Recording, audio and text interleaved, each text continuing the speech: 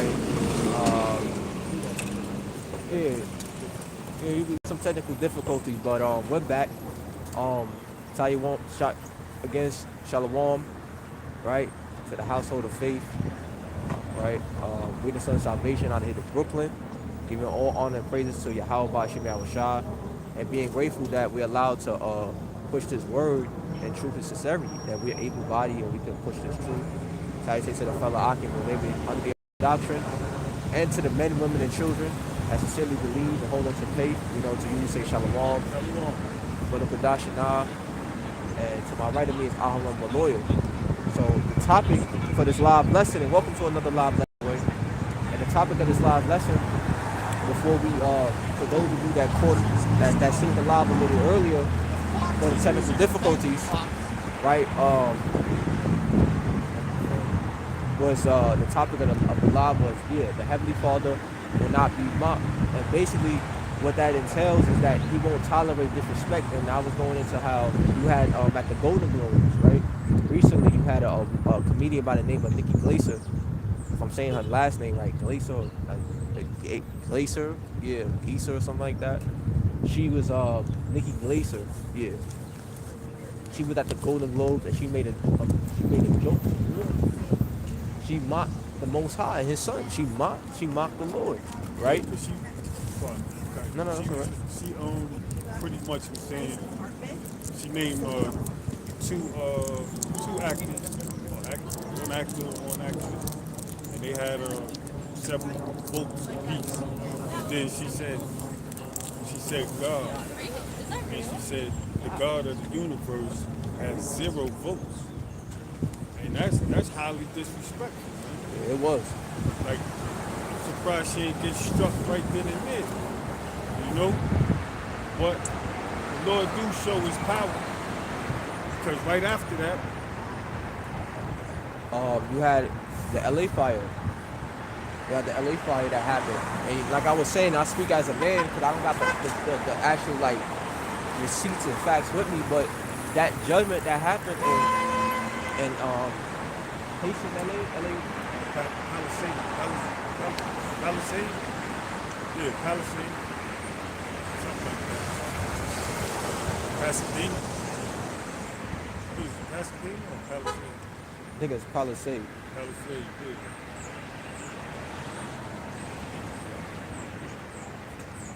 Yeah, Palisade. Yep. Yeah, them fires was burning. Yeah, Palisades.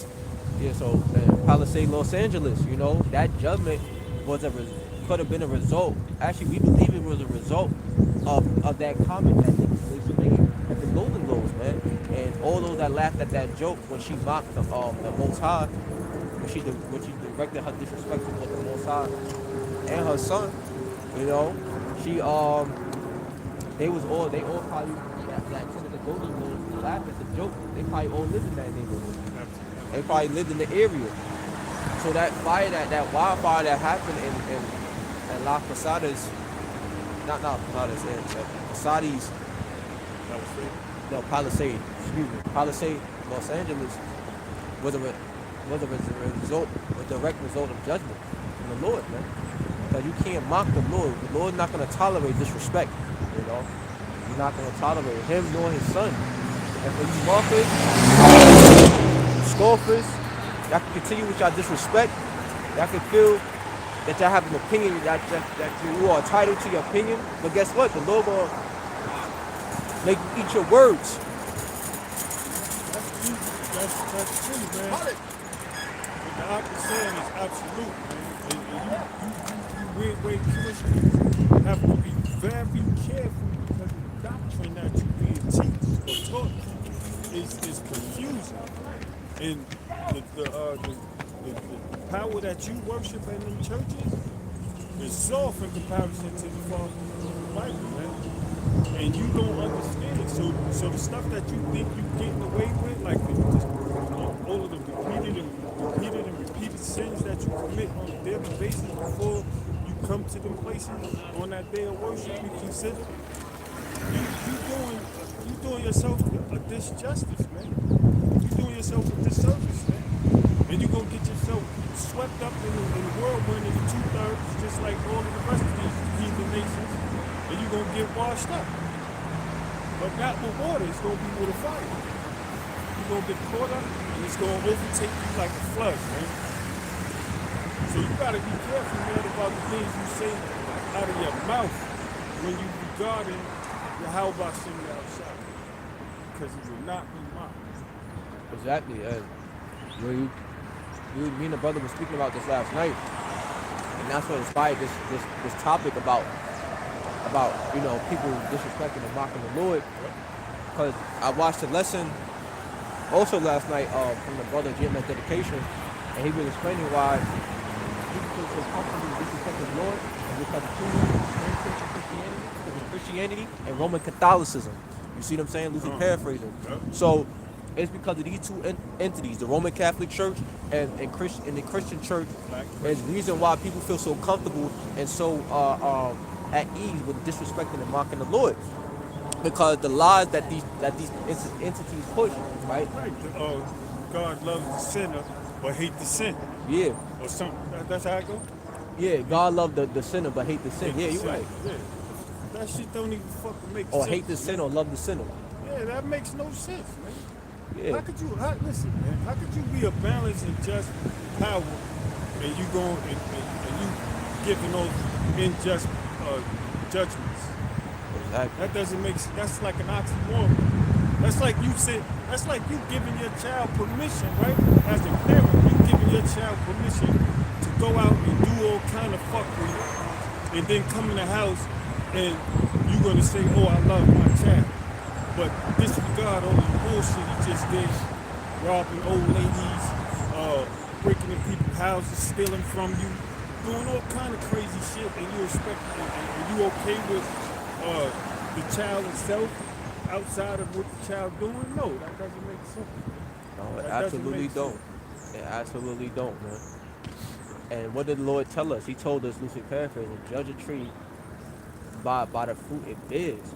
So which goes into, don't judge a person based on their words and what they tell you, but judge them based on their actions, because you can say one thing, but your actions speak another story. You know? So you can say you love somebody, but if you don't actually show your love in your actions, you really don't love that person. Right? Absolutely. You could say, oh, Perfect. yeah. That's the spirit too. Huh.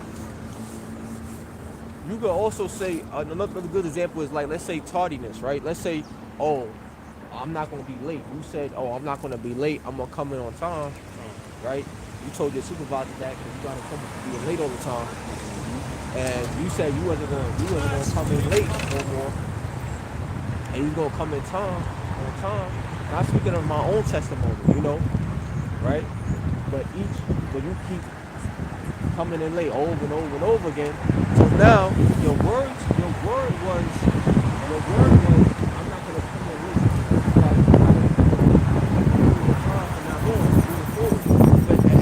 But as time goes on, every work that you do. So now you just not only broke your word. And see, this is why.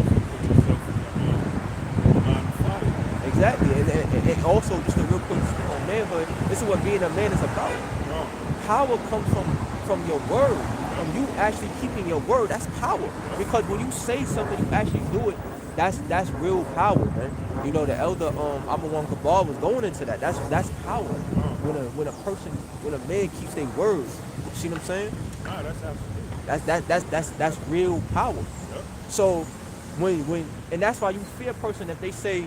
And he made this point. He was like, if somebody said they're gonna slap the shit out you, you will fear that person because you know that person actually do it. They'll actually slap the shit out you. You see what I'm saying? But if let's say if you say you're gonna do something and you don't do it, then you're not gonna respect his word. He don't got no power to you. You be like, man, get out of here. You ain't gonna do it. They gonna look at him like a clown. You clown. He's like, man, we ain't taking you seriously. So your power's in your word. Is you keeping your word. Fuck, I got a funny story, man. If you don't mind, real quick. Right? Yeah. This was back in the world, right? When I was in the world, it was this dude. We used to call him I ain't gonna say his name, but he was was like mad decent. You hear me? Like this dude, that's all he did was work out. You know what I'm saying? Besides beat people up, he was working out. You know what I'm saying? I was kind of weird in the head, you know. So he had left a magazine in the garage that we was in, and I cut out. It was a swimsuit edition. So I cut out the pictures and whatnot, and cut the whole magazine up and put them on the board and whatnot, right? So I left, and then I came back, and the brothers was in there. Not the brothers, you know, a couple dudes in there that I talked with. And they was in the spot. They was like, looking weird. So I'm looking at them. I'm like, yo, what happened? Why y'all look like that? And he was like, man, so came up in here just went crazy. I said, what? So now I'm looking. I see all the posters down off the wall, you know, pictures and stuff off the wall and everything. So I tell it that the whole story is coming to a head, but it's about the word. Right. The word. So I told them, I said, yo, when I see someone fucking them up. And as I said it was the slip of the tongue, man. As I said it, I said to myself, I said, damn it. Now I gotta follow up with this shit. Hey, you was not beating him too. He was easy. We I say said, he's easy. damn, man. I Damn. said, why did I? Oh, man. Long story short, man, I had a fight, man. That thing went south, man. I'm saying I got my first couple joints off, but you know, he overpowered me. Put it that way. He ain't beat me up crazy, man. I wasn't walking around looking like Tommy Hearns or nothing, but he caught me good and whatnot. And that was the main part of the story. I had to keep my word. You know what I'm saying? When he waited for him to come. And he came in and he was like, and the crazy part, he was giving me an opportunity. When he came in, he was smiling. So I should have took that as a way out, and I ain't had to follow suit. And I was like, F that, you can't come in here, get out. He was like, what, you boys, da-da-da-da, cursing me out. Come outside. I was like, hey, nobody scared of you. Man. So what they say, don't let your lips fight a check you can't catch. Yeah, yep. That's the point, man. But like the actor said, regardless, sometimes you might make a bad situation. But them guys that I said that to never looked at me like I was somebody to play around with either. You know, they knew my seriousness, whether I won or didn't win. They knew if I said it, I was going to do it. And that's a good character trait to have, man, as a man.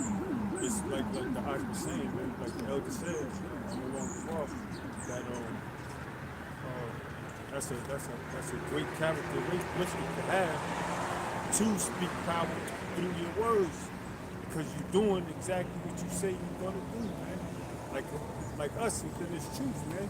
We out here on this weekend. I mean, we came out here a few times, man. When we was out here last Friday? Yeah. Friday was this live took. I mean, as far as tickets you buy on your phone or whatever, it was like 40 something. That's man, please. It's 40 now, and it's not as bad as it was Friday. Friday was it was cut. It was cut now. Like they were saying it. It's brick. Yep. It's brick out here. And that's the truth, man. Real. Yeah. It's like I ain't been to No, it's all right. Those are testimonies. Those are your life experiences. But so now, I'm going to say it's like, No. That's all right. to say something later. Yeah. But anyway, I probably got it. I feel right. That's all, bro. Like, those are your life experiences, and that's important because when we speak about this truth, you know, yeah, you go in the scriptures, but your life experience, it shows people right, the relatability of it. Like, all right, we're breaking down the precepts, but now you got the life experience to go along with that. See what I'm saying? So that's your life story. Right, that's what I'm trying to say. You can relate to the truth better. Life experience. So that's good. You know, that's good. In terms of that sinner, the sinner, making sin, bring out this precept. Oh, It's because it follows up with the fact that we're the Most High's children, and if we're the Most High's children, and He hastening to discipline us, how is He a great Father? You get where I'm coming from? And this is not a shot at the Most High either. It's just a shot at the Christians and your idolatry. Doctrines, like it. It's a cut to the Christians and your philosophy. The doctrine, because you're not gonna look past your child's iniquities. You're not gonna look over your child's wrongdoings and say, "Oh, I love my child," but I just don't like what he did. Like that doesn't make sense. The child do some funky shit, you gonna punish your child immediately. I mean, that's good parenting. You know what I mean? If you love your child, you won't waste the pride, man. But this is Proverbs 22:6. It says, train up a child in the way he should go, and when he is old, he will not depart from it, man. And that's why you see us out here right now, man. Because this is something that we've been doing in our past life. That's why when the word was brought back to us in this day and time, it resonated, and we jumped on the boat, man. And we was like, nah, I'm gonna take this boat. right. I'm gonna go with these guys. I'm gonna go with this doctrine. I'm gonna follow this 100% truth. You know, broke it down by the elders. Double honest. And also, just to add on, is parenting too. You know, like as a parent, like, you teach. That's a principal rule with parenting, right? Whatever you teach your child, that's what they're gonna follow for the rest of life, and that's who they're gonna be. You know, and I was thinking about an account I read about a woman. I posted this on I read this account about a woman. It was a 10-year-old girl, right? She was playing Roblox, and it was this Edomite that was telling her, like, look, I want you to basically delete your whole family. And she was giving her instructions through the chat on how to do it. Because they was in the video game together. Playing Roblox. So she was like, oh, I want you to basically delete your whole family. It's about deleting some stuff. No. Roblox is like I don't know. I don't know how to describe it. It's like robot. It's like you know the Mind Sims?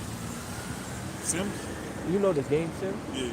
It's like that, but it's kind of like with people, they like Roblox, and I don't really know much about it, but you know, it's like a interactive world where you buildings and different, you know, things in the game where you know, they look like blocks. It's like, what you call that? Fortnite? Yeah, similar, but you know, you're not really sure people just building stuff. And your character like a roadblock, you know? You know, something similar. Kind of like putting a roadblock to stop somebody from doing something. Nah, it's more like, it's like Minecraft. You know Minecraft? Nah, it's Yeah. But you building stuff, like it's like it's like playing Bob the Builder. You building stuff in there. And you building all type of stuff, and you got characters on roadblocks. It's like made out of blocks. You know, so something along those lines. But anyway, they was playing the game together, and the Edomite woman told the 10-year-old girl, like, look, I don't know if she was an Edomite or not, right? But she told the little girl, like, look, I want you to delete your whole family. And in the game, she gave her detailed instructions on how to do it. This is how you going to delete this person. This is how you going to delete that person. And she wound up doing it. Get the hell out of here. Yeah, she wound up deleting her whole family. So this is why that's why Proverbs 22:6 is so, you know, relevant. I brought that out because when I read it, because if it's the parents' fault, because the parents would have taught her common sense and raised her better, she wouldn't even entertain that. Like, don't you know the saying, right? Don't you ain't supposed to listen to strangers. You know, you ain't supposed to get in the car with strangers, right? You ain't supposed to be listening to them. So why would you, like, if somebody that's raised correctly, that had common sense, why would you ever Even though she's 10 years old, she should have been raised better or had enough common sense to say, wait a minute, you talking about ending my whole family. Why would I want to do that? You know what I'm saying? So, yeah, that she was unlearned. The little girl was unlearned, and she wasn't raised properly. You know, so yeah. What's he called? King, I think he was like 14 or 16. But he's a young teenager, impressionable, I would assume, but I don't know what transpired for him to do that. So he did the same thing. He did it with his whole family. Mom's father, and I think he had 2 siblings. Two siblings. He called people on himself, man. I guess that spirit once the job was done, the spirit got off him. He probably, you know what I'm saying? Right. He said, call this in.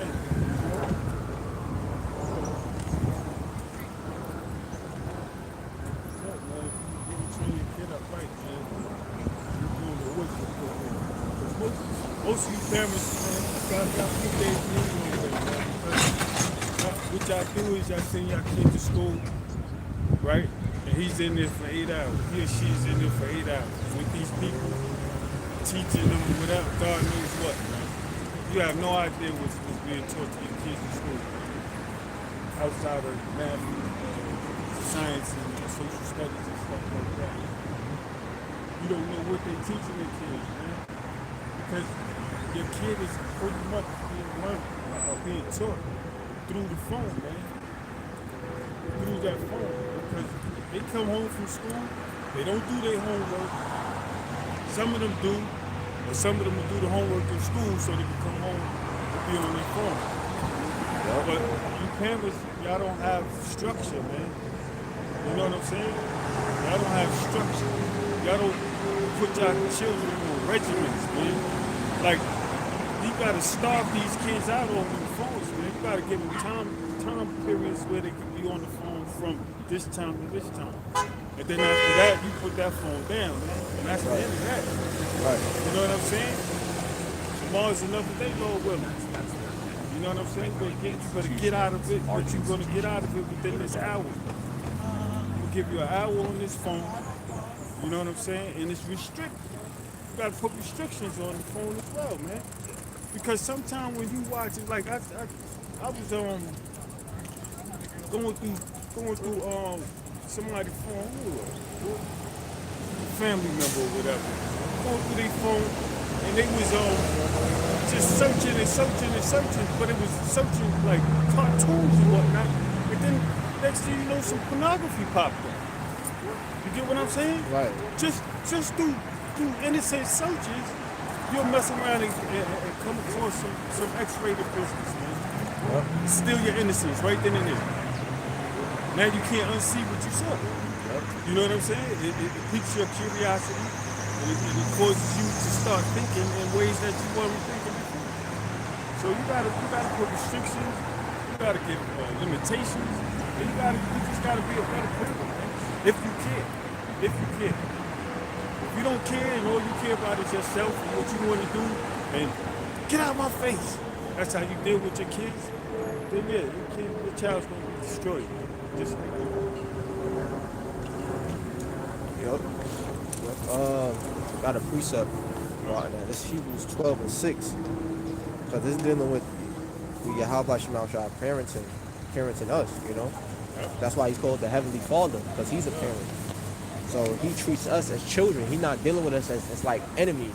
He's dealing with us like children. Yep. So that comes with lessons, that comes with discipline, that comes with correction. Hebrews 12:6. The book of Hebrews, chapter 12, and verse 6, it says, "For whom the Lord loveth, he chasteneth and scourgeth every son whom he receives." So what does that mean? Right?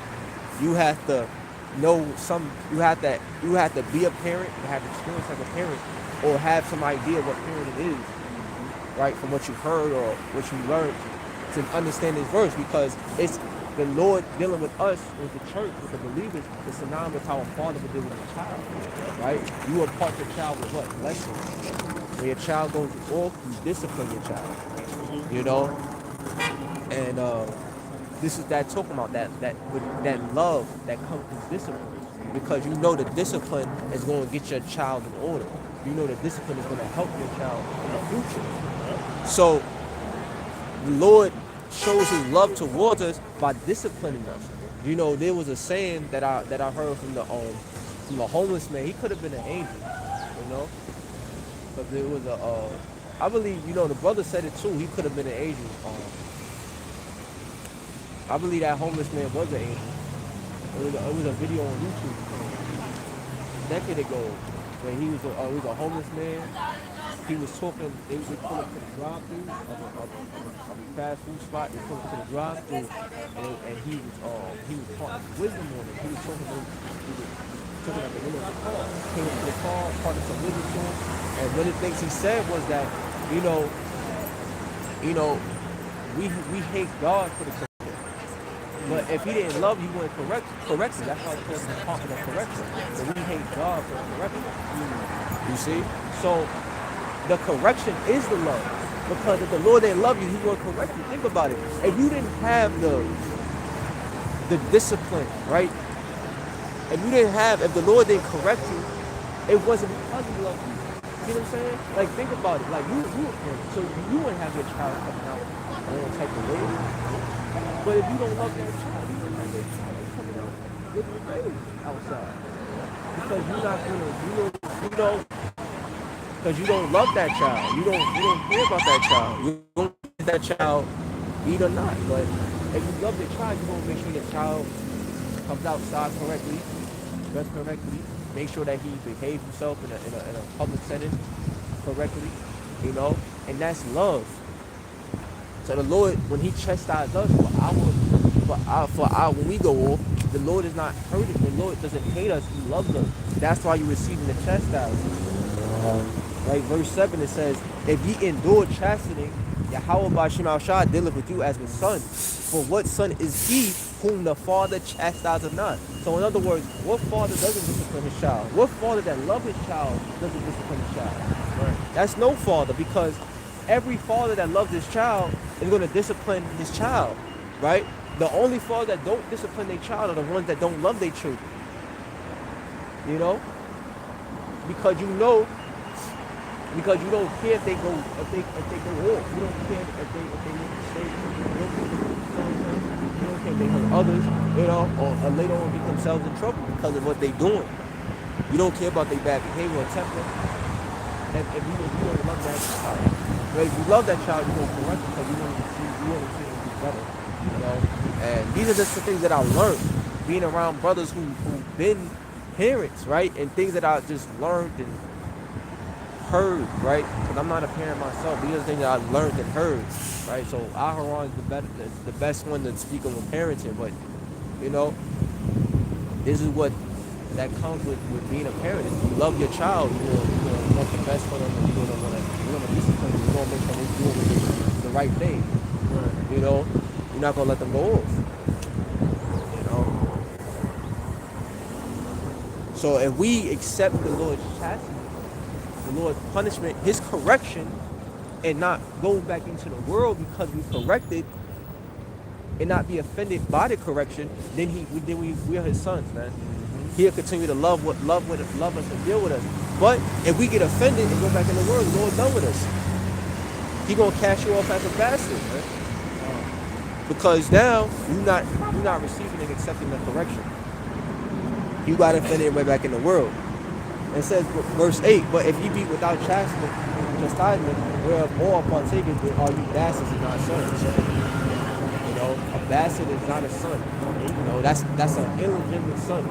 So if you get offended at the Lord's correction, the Lord corrects you, whether it's through a brother, or through a video, through a live, or even the Spirit hits you, and you feel contrite, and you know you did something wrong, however it may be, the Lord corrects you, and you don't get offended, and you get offended and go back into the world, then you're a bastard.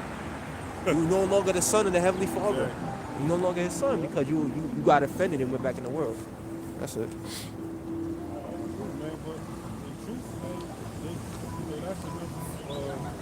that's another form or an example of you not being part of the elect. If you fall out of his truth based on how I feel, how I don't like this, I don't like that, and you become emotional because this word is cut. This word is supposed to cut. At the same time, it's there for our learning too. You know what I'm saying? And through learning, you have shortcomings. You fall, you get back up. You know what I'm saying? You miss a thing, you study a little hard, you miss your stop, you get off, you go across the platform and go back one stop.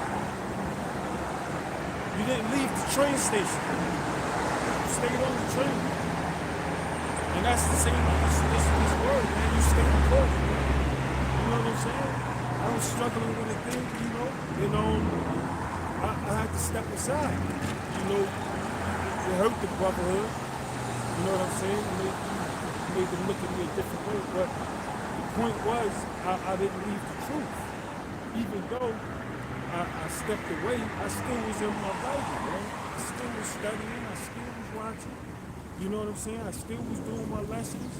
But I had to take care of something that wouldn't allow me to do it if I would have stayed around the brotherhood. I don't know if that makes any sense. Right. But yeah, for me, that's how it had to go. You know what I'm saying? Everybody has their own way of receiving a thing, man. And I had to receive this knowledge. It was a walk that I had to walk on my own, put it that way. And I'm glad that the brothers accepted me back. You know what I'm saying? So, like, you gotta understand, man. You're gonna get whipped upside your head, man. You're gonna get beat. You're gonna get abused to this coloration, man. What you gonna do, man? So, because this is all we have. If we had to put our faith in anything other than this, man, we fucked. We would be fucked, man. We already fucked. I mean, in this kingdom. But we followed down by sitting outside, man. We could be saved, bro. We could get the king. We could get the kingdom. We could have a crown. New body, rulership over all nations. Come on, man. Come on, man. Unheard of, man. This place don't even run in that type of rulership, man. This place don't know nothing about how the kingdom is going to be, man. And you side with these fools, man, for a couple of funky ass dollars. Come on.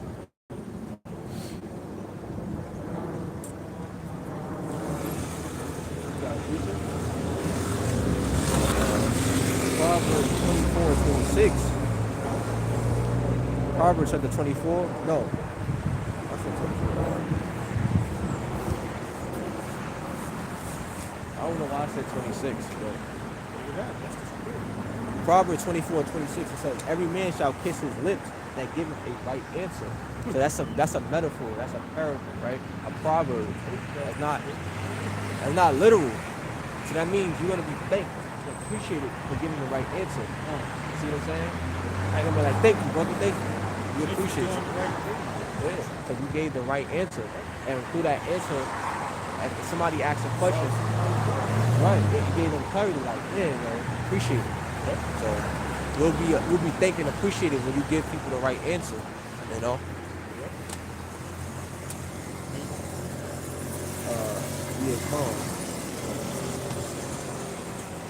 Verse 16, Proverbs 24:16, it says, for a just man falleth 7 times and riseth again, but the wicked shall fall in submission. Speaking on what the author is saying, man, you gotta continue forward, and no matter basically how many times you fall down, it's truth. You gotta get up. You can't stay down there. But if you stay down there, that's when When you take your hand off the plow, that's when it's over, right? So it's not over when you fall down. You're gonna fall down. You're not perfect. You know, we're imperfect. We in chains of darkness. We in these imperfect vessels, right? But like I will get into, you gotta get back up. You gotta get back up, man. You gotta continue to stay the course and keep moving forward, right? But the wicked, right, if they are not in the elect, when they fall down, they gonna go back and they're not gonna get back up, right? When they correct it, they're gonna get offended and go into the world. You see?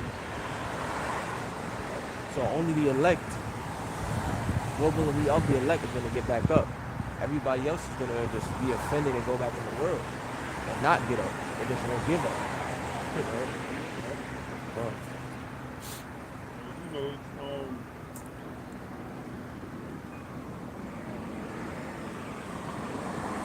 oh, right. To be in this truth and to fall out, right? There's only one thing that's gonna come to you. It's death. This thing of ours is, man, I would say, this thing of ours is not, it's deadly. It's deadly, man. This is not for the faint at heart, and this is not for a person who can't stay the course, who can't go through it for the duration of what it says. Because if you half-hearted in this, man, and you got a cut-off point, then you know you might as well your day of resting along with it, because that's the only thing that's gonna come to a man who leaves this truth, you know? Because the Most High is not gonna impart these scriptures on you, man, where you could jet off and go back out in the world and then start teaching your own wicked ass doctrine, man. It's not gonna happen. It's not gonna happen, man. Some dudes he saved for an appointed time. Meet with your name written on it. You know what I'm saying? But others he others get it. You know, there was a brother that was in the truth real quick, and he left the truth to pursue a music career. You heard about that, right?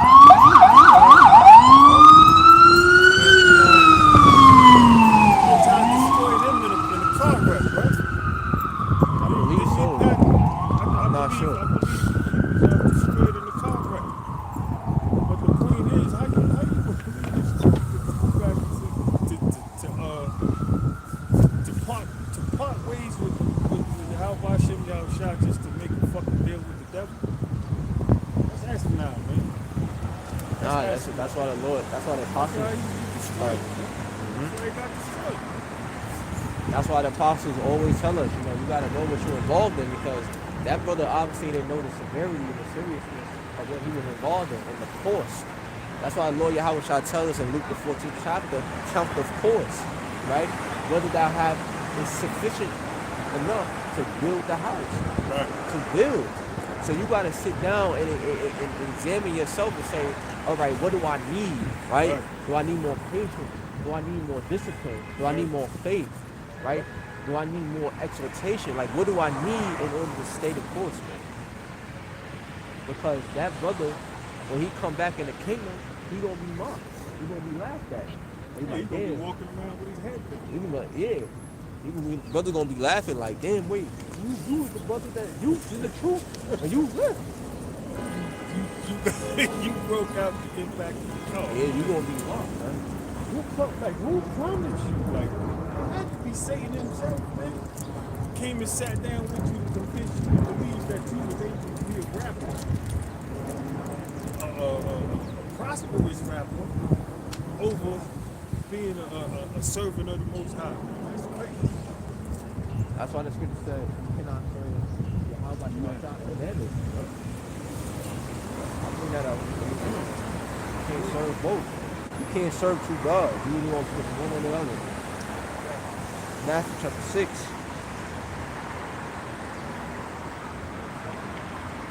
Verse 24.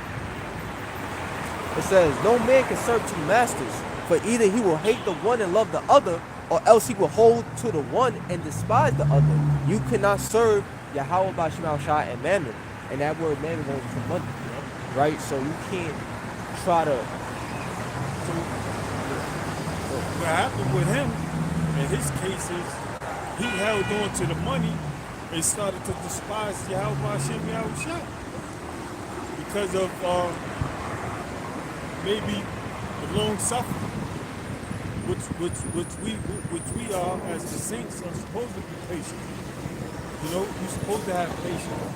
We here for the long haul, man. This is a marathon, man. This ain't no sprint. So if you coming into this truth for something to happen like zapow, then you in this thing for the wrong reasons, man. We in this thing for the long haul, man. We want what's to come at the end. We don't care about all of this other foolishness in between, man. It's just lumps and bruises, man. Ice cream and cake. You know what I'm saying? Hamburgers and French fries. It's just stuff. Right. It's nothing important. You know what I'm saying? It's not going to make or break you, man. What's going to make or break you is doing the righteous acts, man. Coming out here on these highways and byways and preaching the truth, preaching the gospel, man. Doing the work, man. How hard is that? How hard is that?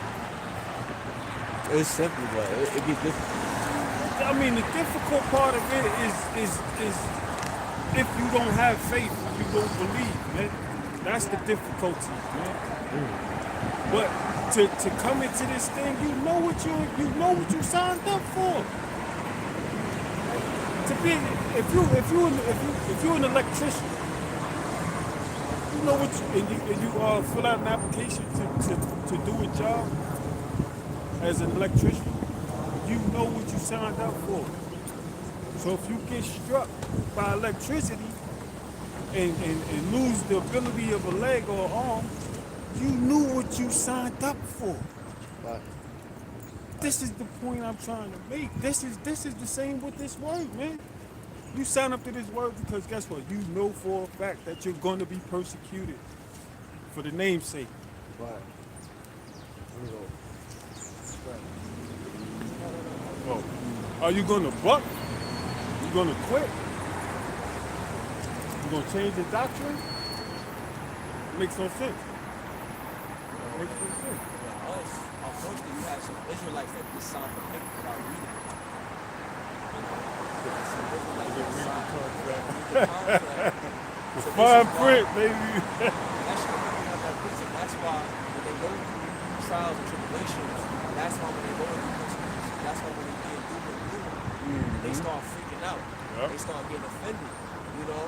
But this is what you signed up for. But the issue with a lot of the Israelites out there is that you signed, you don't know what you got yourself involved in. Yep. You don't know what you got yourself into. You signed the paper without realizing what's the terms and conditions. This is the book of First Peter chapter 4 and verse 12. It says, "Beloved, think not as strange concerning the fiery trial which is to try you, as though some strange thing happened unto you." Wow. See, Wow. So you heard that? Bring that up. Say that. First Peter chapter 4, verse 12. It says, "Beloved, think not as strange concerning the fiery trial which is to try you." And that's what you signed up for. That fiery trial. So that your steps is being documented. And the reason why they're being documented is because you are on the righteous side now. You're on the righteous side of the law, man. And you following the law. You repenting on a daily basis. You looking at things, you circumspecting your livelihood because everything matters. The way you was living prior to this, it can't exist. It's all in vinegar. It's all in vinegar. It's not gonna mix. They can't blend. I don't care how much you shake it up, they're gonna separate. Night has nothing to do with darkness, man. I mean, light has nothing to do with darkness. They can't work. They don't work together. Like these scriptures, man. If you're not a man of the Lord, these scriptures aren't going to mean a thing to you, man. It's not going to mean nothing to you, man. Nope.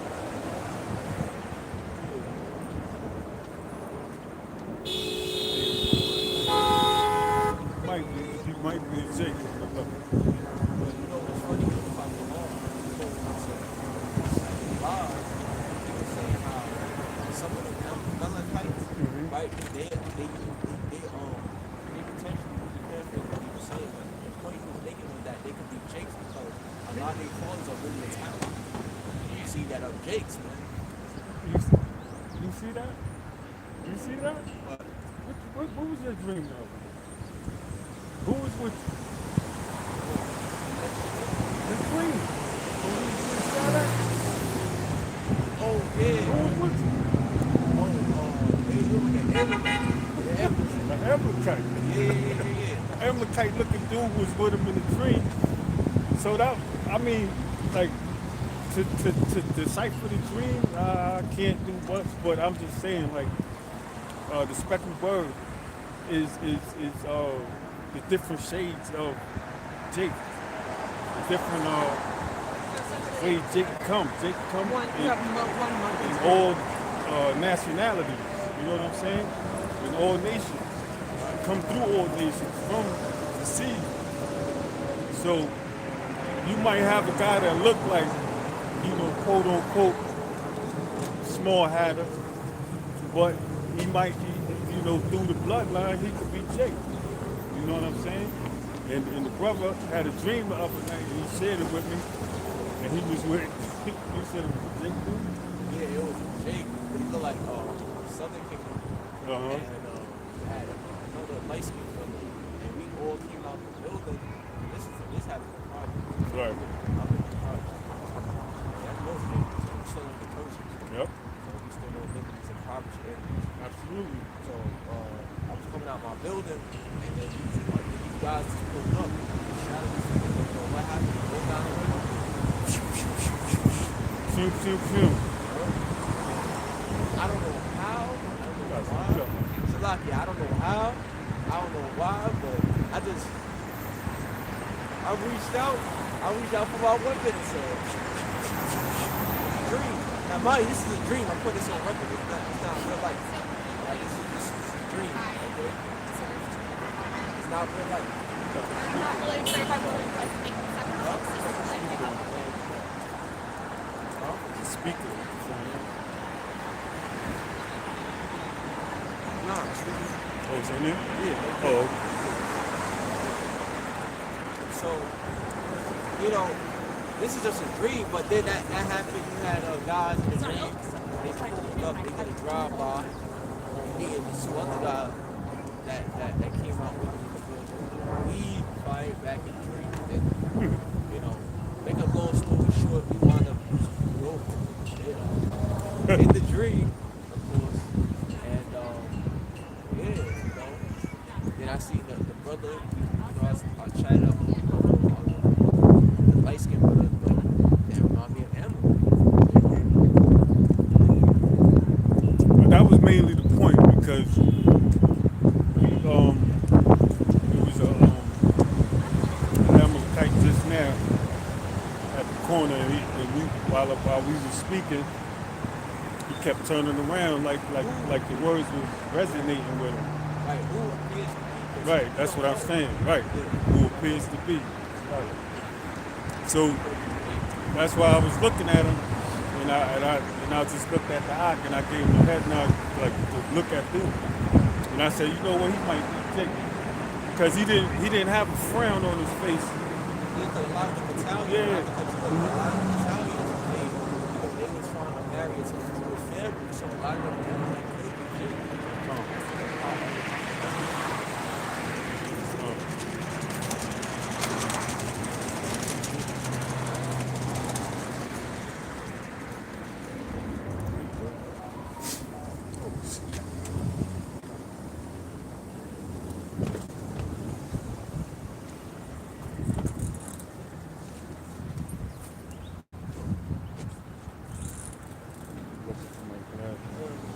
This is why when we deal with people, we can't just go off their parents and be like, oh, he's Esau. Oh, when somebody comes to the camp, he's Esau. Oh, he's a Melachite. Or, oh, he's a because you don't know. That's why the Lord's gonna judge the wheat from the tares. Because Yeah. only the angels, only Yahweh Shah and the angels know what nation is from what nation. Because there was a lot of intermingling between our people and the other nations. So now you can't tell by the appearance who's who. So you might write something off as a Edomite, and it could be an OJ. You know? Or you might write somebody who's a Elamite, and it could be another. You know? You go off the spirit, man. One thing that we do understand, scripture, Matthew the 5th chapter as well. The salt, the salt of the earth. So Israelites got that salt, they got that flavor. What does salt do? It enhances the flavor of things. So Jacob always gives them, always got that ability to enhance something, give it flavor to it. Make it his own. Right, life. The life is good, you know? He'll take anything that you give him and make it special. And you'll be like, Jake, it had to be Jake. See the twist he put on that? Who would have thought that? You know, in the manners, man. Like just a quick history. Like I remember the account I was reading about. I read a CD about the Cowboys. When we had somebody, they were breaking down the history of the Cowboys. The Cowboys were originally Mexican, the Iscarites, right? That's why they called Cowboys, because they was in charge of take care of the cattle, the cows. So that we call the boys. You know, that goes for so-called blacks, Latinos, and Native Americans. Boys. Yeah, that's a byword, boys. So, there was cowboys, there was Mexican Iscarites, right? Iscarites. They was in charge of keeping the cattle. You know, taking care of the cattle. They would do the tricks like you see. Yeah. Rodeo and stuff like that. They would play games like that. You saw something that you like, you know, that shit was cool. I want to be a cowboy. That's what later we saw took that lady of a cowboy. At one time, it was a derogatory term. Now he want to be a cowboy because of how the Mexicans and Iscarites presented it. How they said making their own, making it special. Now they're like, I want to be a cowboy.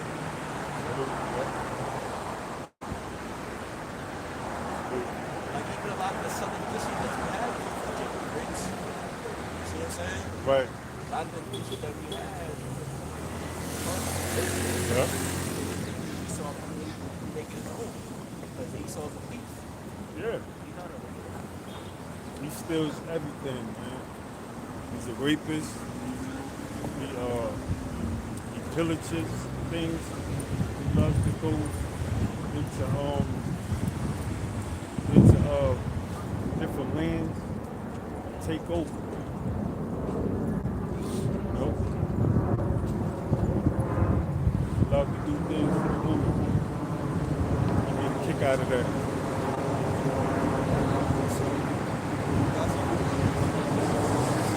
Get loud.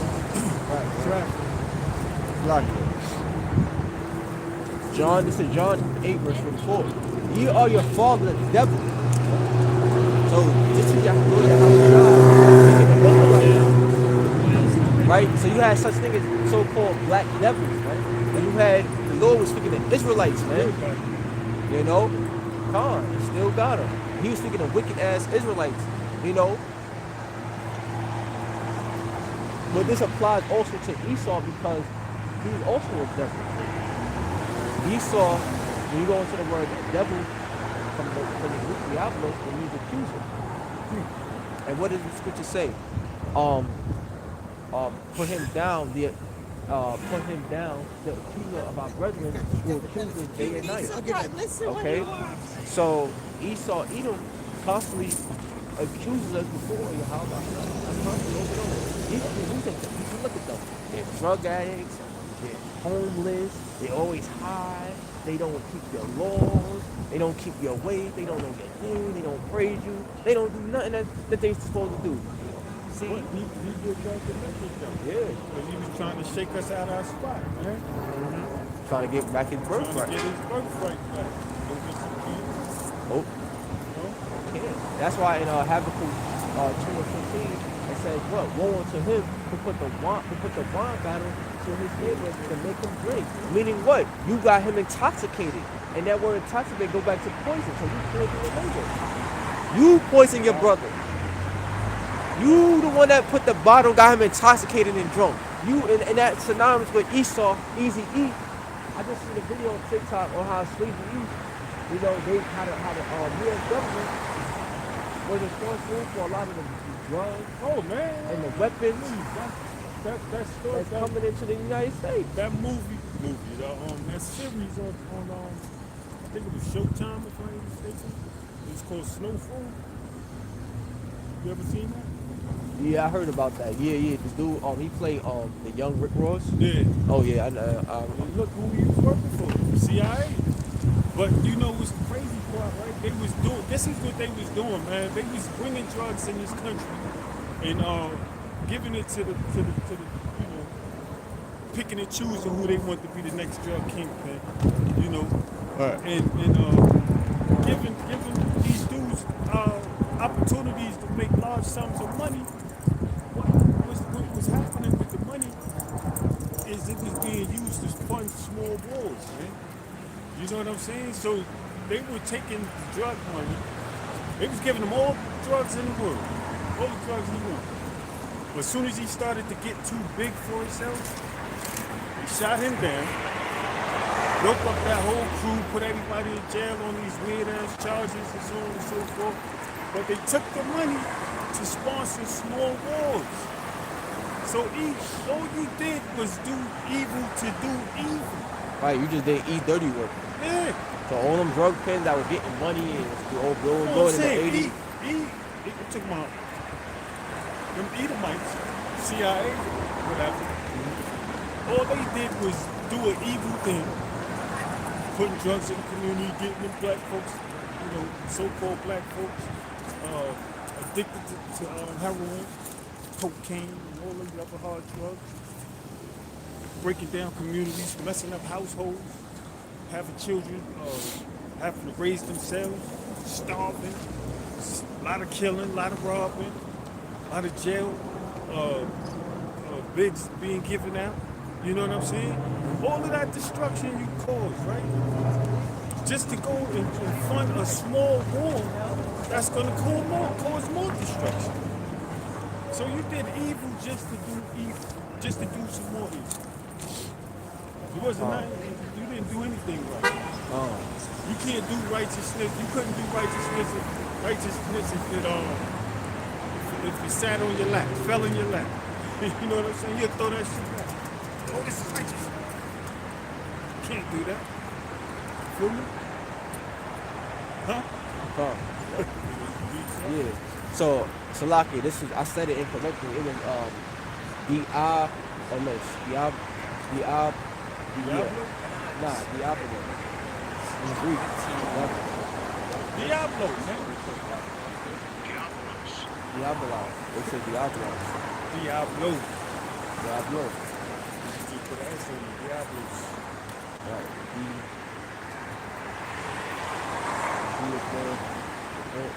Diablo. D, right? Then you got the I, that's I. And the D-O-L-O-S is close. Diablos. Yeah. Salaki. I thought I was getting too deep. One deep. Gotta stay one deep. Huh? One deep. But yeah, it's accused of false slander. That's what he is, man. And that we talk about the drug trade and all the other atrocities that Esau did, man. He did that so that he could have also excuse to lock us with. Not just excuse them to Yahweh Bashim Shah, but just to lock them up like you get into. You know? Be like, oh, now I have the right to lock you up. Now I see I can drug. I mean, Lord, so you can't do drugs. Now, you know, I trust you. Now I put you in a position where I can throw you in the prison and make money off you while you're in the prison. That's cheap labor, and all the prisons are stopped. So they make money off that. He built this country on making laws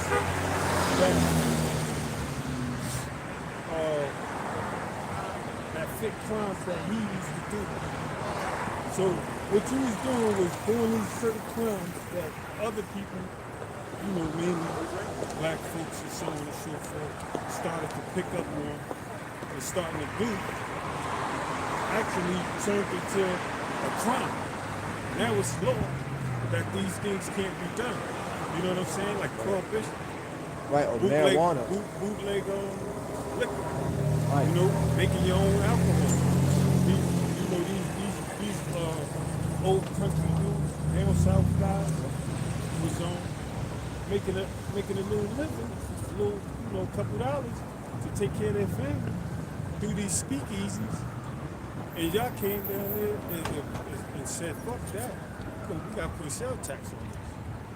We ain't getting no money from this. How the hell they getting? How these black folks getting all this money off of this? And we ain't getting nothing out of it. Just like the weed. That's why weed is legal. You know what I'm saying? Because now they can put a tax on it. If there's no taxation, you can't do it, man. They're not going for it. Look. We want everything. Right. Like that line in that movie, King of New York. He said, y'all got fat since I've been away, man. If a nickel bag gets sold in the park, I want in. That's E, man. That's E. E want $2.50 off a $5 sale. Yeah. Huh. No, I was gonna say something, but it might be good. This is from study.com. It says, I looked up what the definition of stocks and pillory. It says stocks were wooden or metal devices with footholds used as punishment until the beginning of the 19th century. The convicted individual was seated and had their feet and ankles locked into the device so that the legs were held out straight. So that's something so different. That was like some punishment that they used to give while they was incarcerated. Yeah, that was like a I was trying to prove that the actual prisoners are stocks. Oh, the prisoner.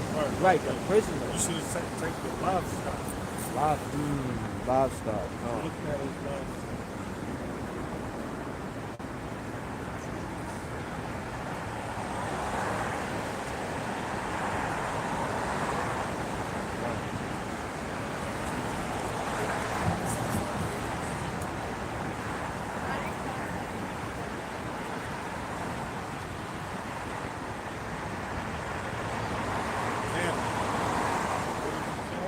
Yeah.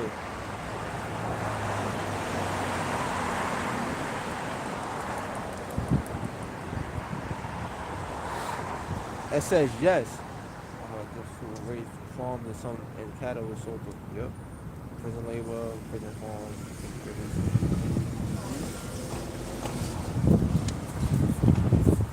Well, ultimately, stock just mean that you profited. Right. So Stock is the game. right, ownership of something. You own a portion of a company. Right. So if you under the 13th Amendment, if you locked up in prison, you own. Basically, Yeah, you pretty much own. You pretty much sold out to the state. yeah, you owned by the state. Yeah, they own you, so you a slave. Yeah. So you Definitely a slave. you a got no property. right. Yeah, you a number. That's why when people be in prison, making these little upgrades and whatnot, or even listen, check this out, right? Bobby Sands, right? I don't know if you're familiar with him, but he was a so-called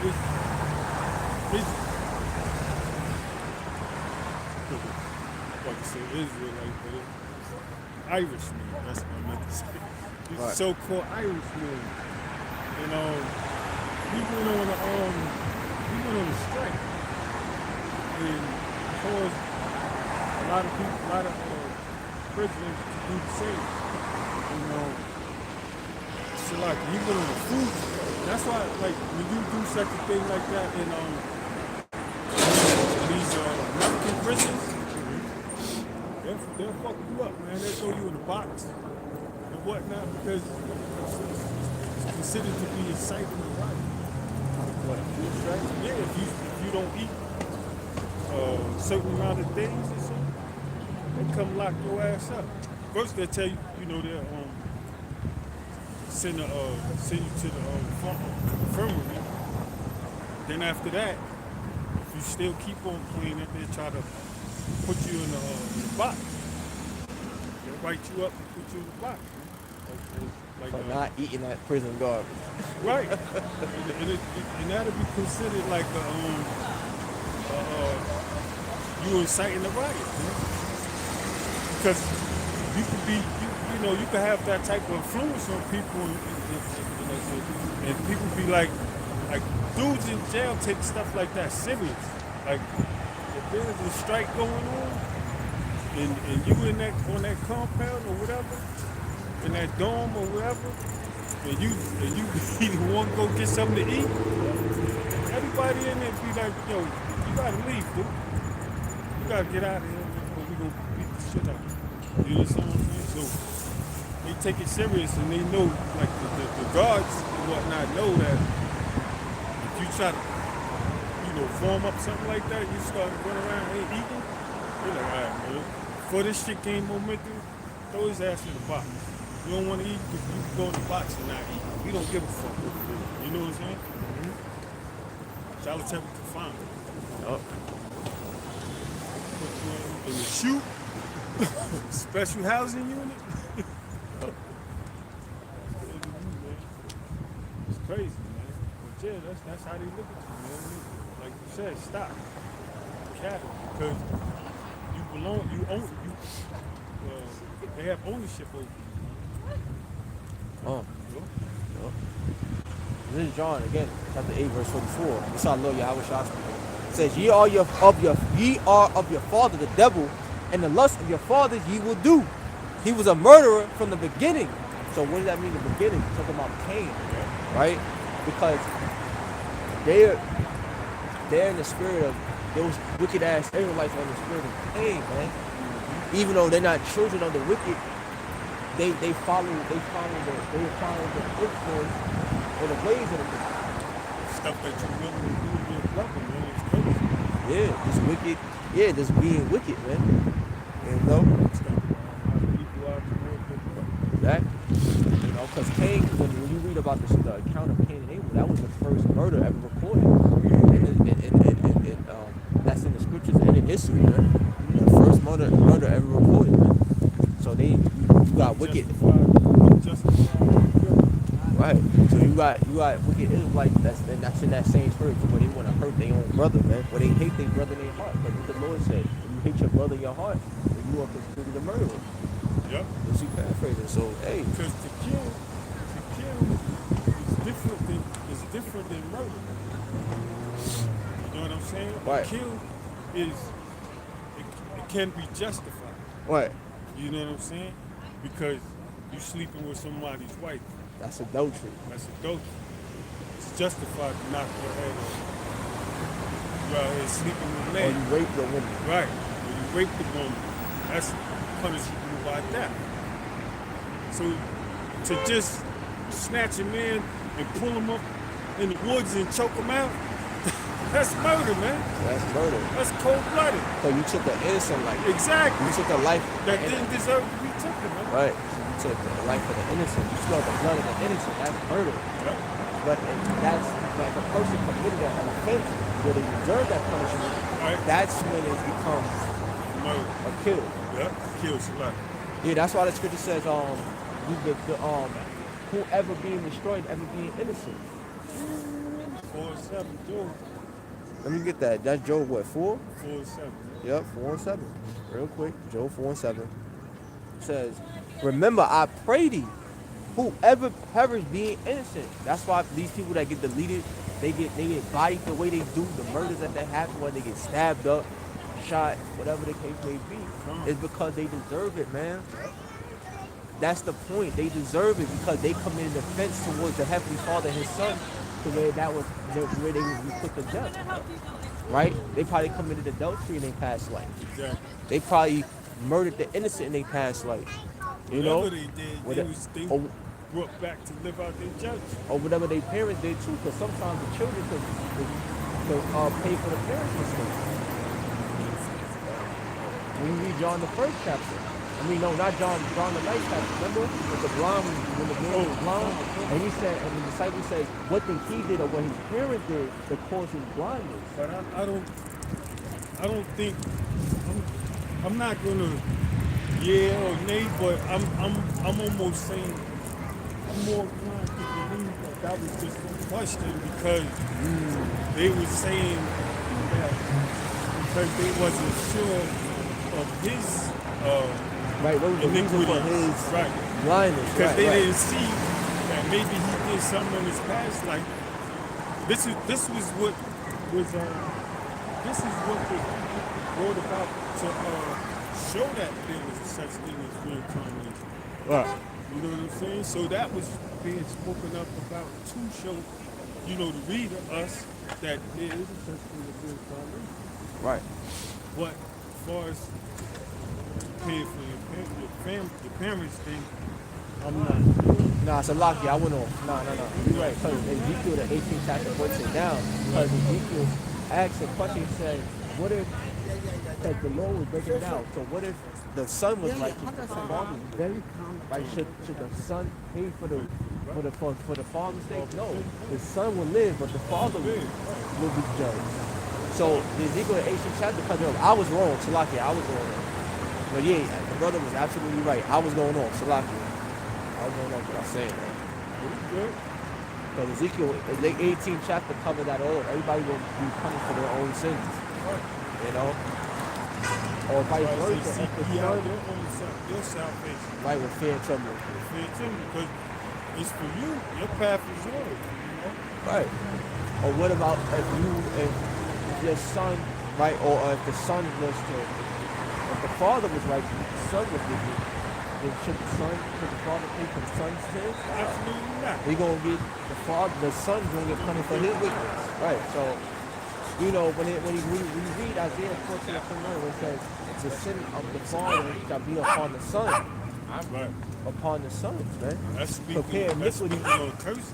Right. That is speaking on what happened to Israel. How it was broken down. How Israel was broken down to the point where used to live under curses for set amount of years. Right. You know what I'm saying? So therefore that it is generation after generation after generation people living under these curses. Absolutely. What is it? Is it the son paying for the father's sin? But that's the point. When See, you read it's Isaiah not. 14:21, Not we that. are forefathers. That's speaking on reincarnation too. Because if the son don't pay for the father's mistake and vice versa, then if the father don't pay for the son's mistake, then what is that speaking about? Reincarnation. Reincarnation. You come back in that Right. same body. Right. But you might not come back as the parent, you might come back as the son. Right. You get what I'm saying? So this is Job 4:7 real quick. It says, remember I pray thee, whoever perished being innocent, or where were the righteous cut off? Yeah. Right. That means that judgment is deserved. They offended Yahweh Shema Shah to deserve the judgment that they received, but they get deleted, you know what I mean? In any way. Remember, the Lord in Zephaniah 3:5, he said his judgment is renewed every morning. So every time you turn on the news, you see somebody Yes, getting bodied and hurt, it's because they was justified. They committed an offense and they passed life, even in this present life, where they deserve that type of judgment. Because it may not be towards men, it could be towards the Heavenly Father. See what I'm saying? They offended the Heavenly Father, so that's why the Heavenly Father, through his only begotten Son, Yahweh Shah, gave him that judgment. Allowed that person to go through that type of ordeal, man. Because they offended the Heavenly Father. Damn. Oh, let's get into that Isaiah, man. 14:21. Right? Isaiah 14:21. Speak on that.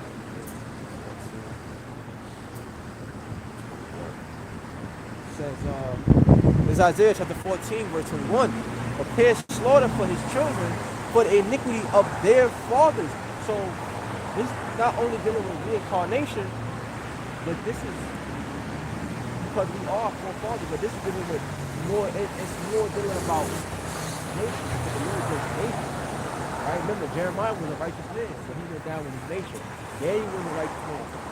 And his friends, Meshach, Shadrach, and Abednego, but they was in captivity along with the rest of the nation, rest of their tribe. You see what I'm saying? So the Lord deals with nations. Okay, so when not individuals. So the Lord's gonna bring down an entire nation. This is speaking on the judgment that's Esau gonna receive. It says, prepare slaughter for his children for the iniquity of their fathers, that they do not rise nor possess the land, nor fill the faces of word with cities.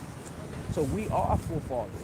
So ultimately you receiving the judgment that you deserve anyway.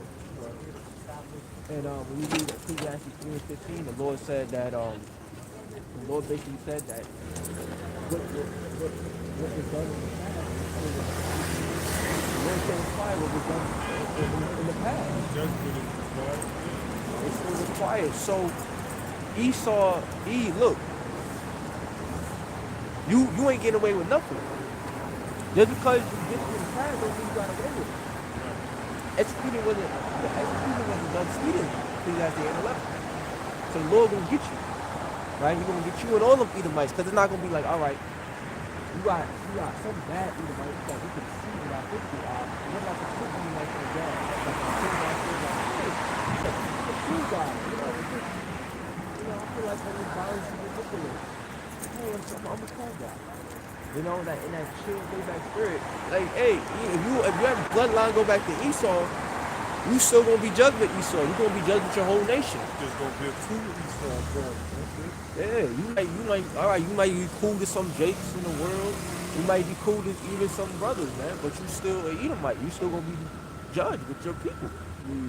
That's why even with the 2/3, the Lord judging us with salvation, because even the 2/3 are gonna come back in the kingdom. They're gonna be saved, right? But they're not gonna. We spoke about that when he said all of Israel. Right. So the 2/3 gonna come back in the kingdom, man. So they have to get punished on this side. However, they gonna come back. So the Lord doesn't make it. He didn't say, all right, I'm gonna just keep the elect, but then get rid of 2/3 of that. No. The Lord is judging the nation. So he's like, all right, you got. Even look, I was just listening to the elders, right? And that really resonated too, man. Because when those 1,000 years is up, Egypt destroyed, right? Mm-hmm. He's just gonna come back as one of the other nations. Because the spirit can't be destroyed. Yeah, right. Yep. You get that? Yeah, because energy can't be destroyed. So that's what you Christians talk about hell, talking about Just burning that up. hell motherfuckers don't come back. Right. Right. It's real though.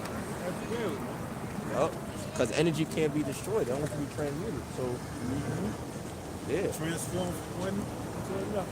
Right. Transform. That's the better word. Transform. You know. So what are you Christians talking about hell and you gonna burn after you die? What? Like, what are you talking about? You know what I'm saying? That's Like the this. health doctrine that was given to Nonsense, us. bro. Only thing I can believe you Christians do is believing that they're not seeking out the knowledge of themselves, man. Like when I was in the church, man, fucked up, you know what I'm saying? Like to sit here and listen to this dude yippity yap the whole fucking time, but ain't talking about no scripture. Right. He just telling you how he feel and how he think. And, you know, his breakdown on what? So he not even he just like the gift of gab. Like he was just a smooth talker to me. That's all he seemed like, you know, dude wear nice suits, had on nice cologne and shit, had some, you know, cool glasses. But other than that, what was he? Just a regular old man. Right. And He didn't seem like somebody to follow. yeah. He damn sure didn't have the answers because I was confused as fuck every time I went in there. You know, and like other apostles said recently on his live, you know, these Christians are not critical thinkers, man. They're not critical thinkers. Or recently, he said, I'm not on his live, but recently, so these Christians are not critical thinkers, man. That's why it's not in their spirit to to the deed, and not only spirit to question things. You know, that's why he did his own research about atheists, about the IQ of a Christian. He said that shit is low. It's low. He's serious. I seen the video. He's like the Elder Apostle Hall. He did a recent lesson about it, recent video, and he said that this is paraphrasing about that he did research about the IQ of a Christian. He said it was low. And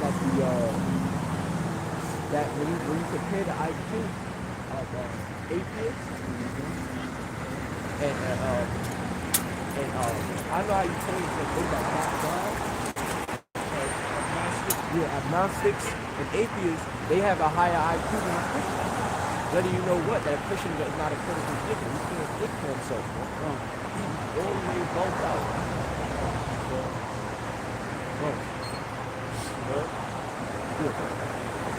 Proverbs 4:7, right? It says, wisdom is the principal thing, right? Therefore, get wisdom. And with all thy getting, get understanding. So,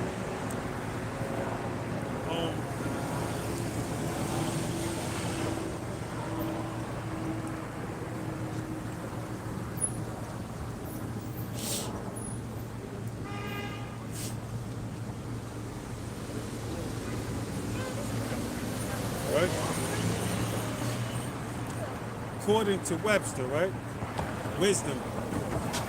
It says, the quality of having experience, knowledge, and good judgment. The quality of being wise, listening to his words of wisdom. So, wisdom being the principal thing is saying that you have the quality of knowing, of the know-how, right? So to know a thing is to not be sitting in the damn church listening to somebody give you their perspectives. And you got a whole book in front of you, a whole big book with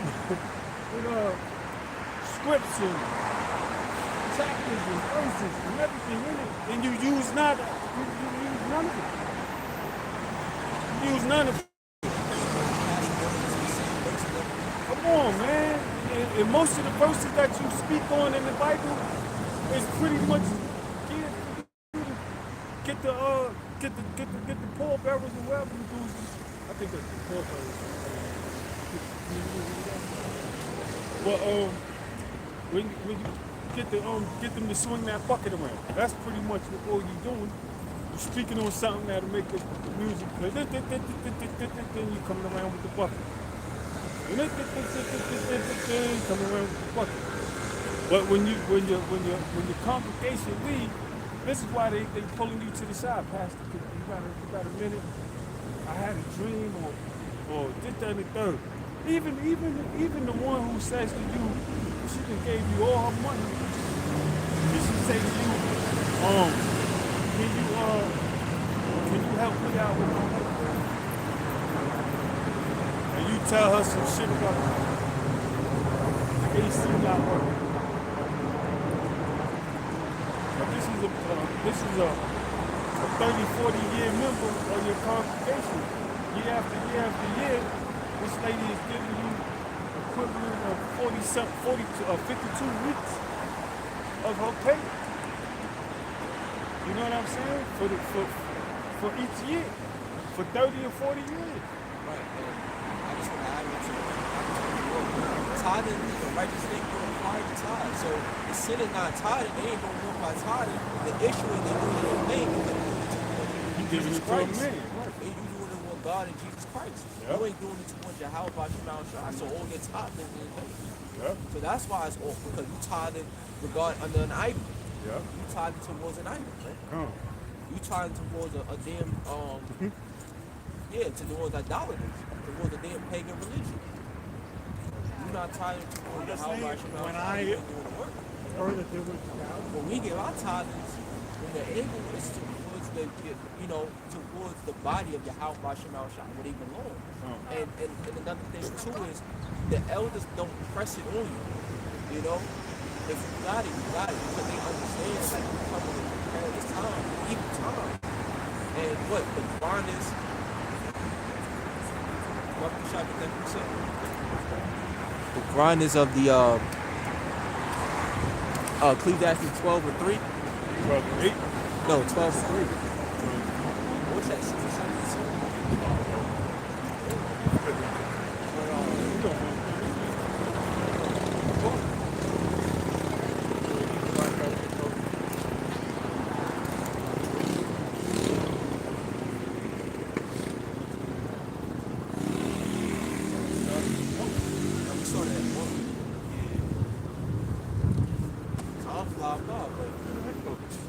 But yeah, you got the what I was trying to say that, you know, you got the grinding seats that the scripture say. So the job market is low, man. It's hard to find a job. You can't just quit a job and then you gonna find a job in the same week. No. Now it takes you months to find a job. You say Yeah, put that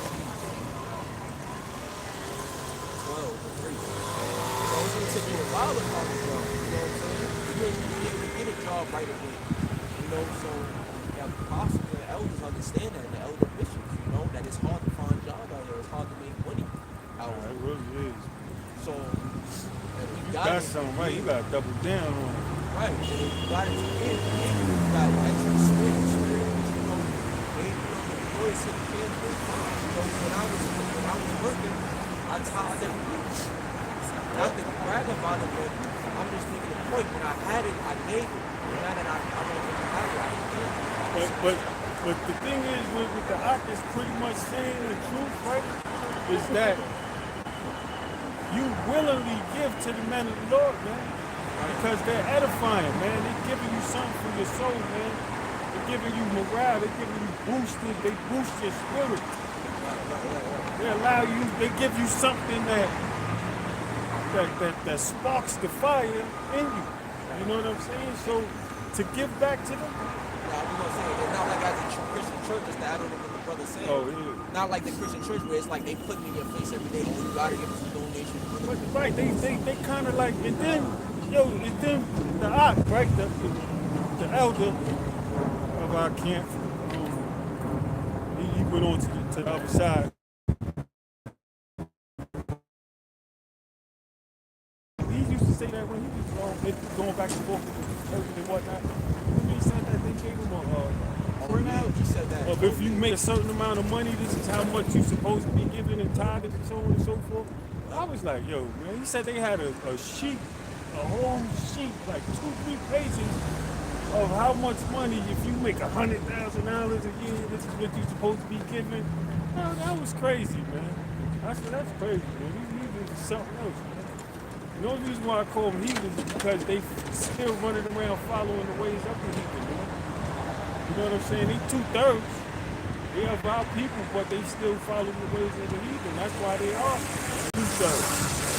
Because they didn't come out of that captivity, man.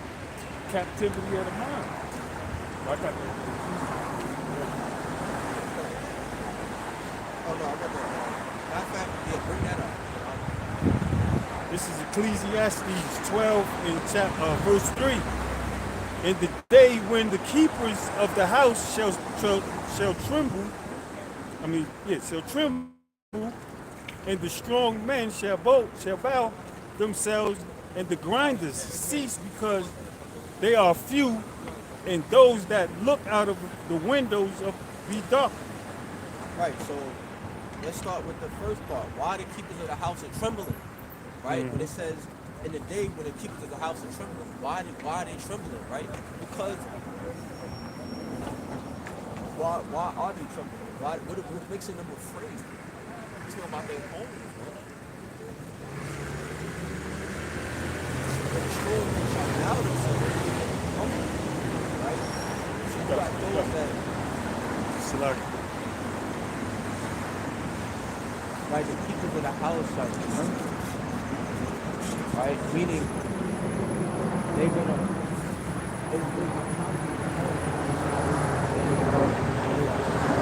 block it.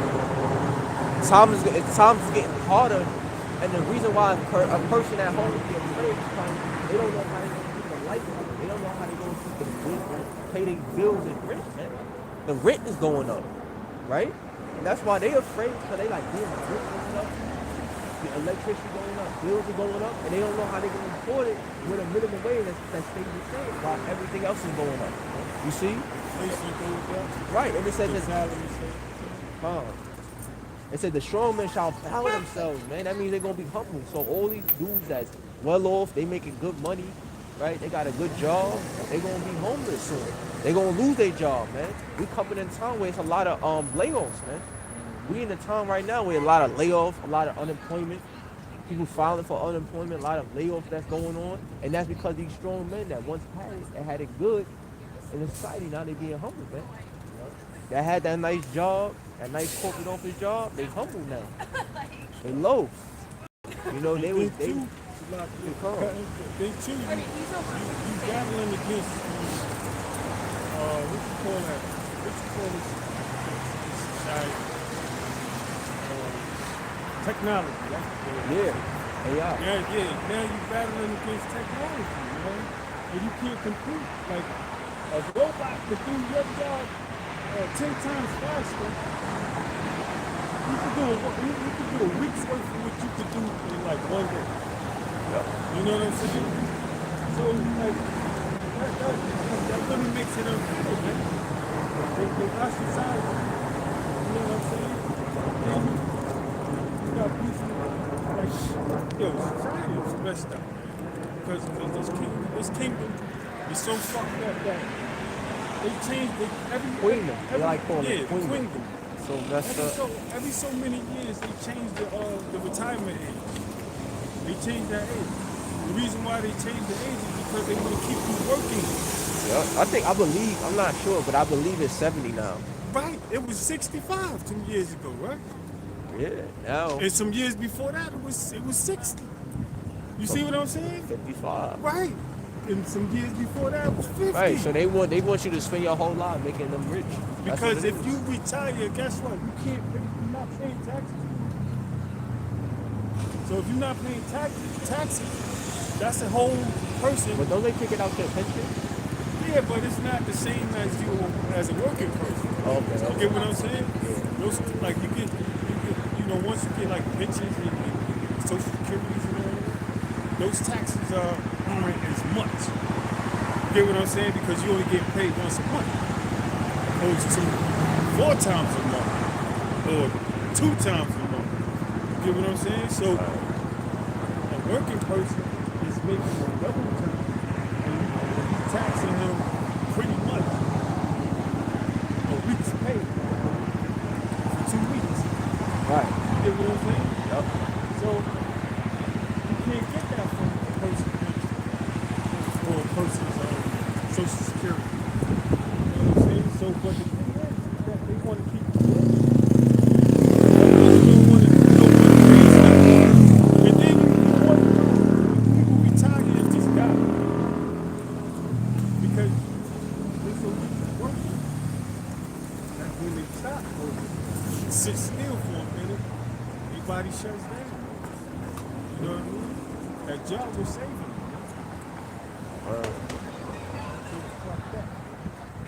This is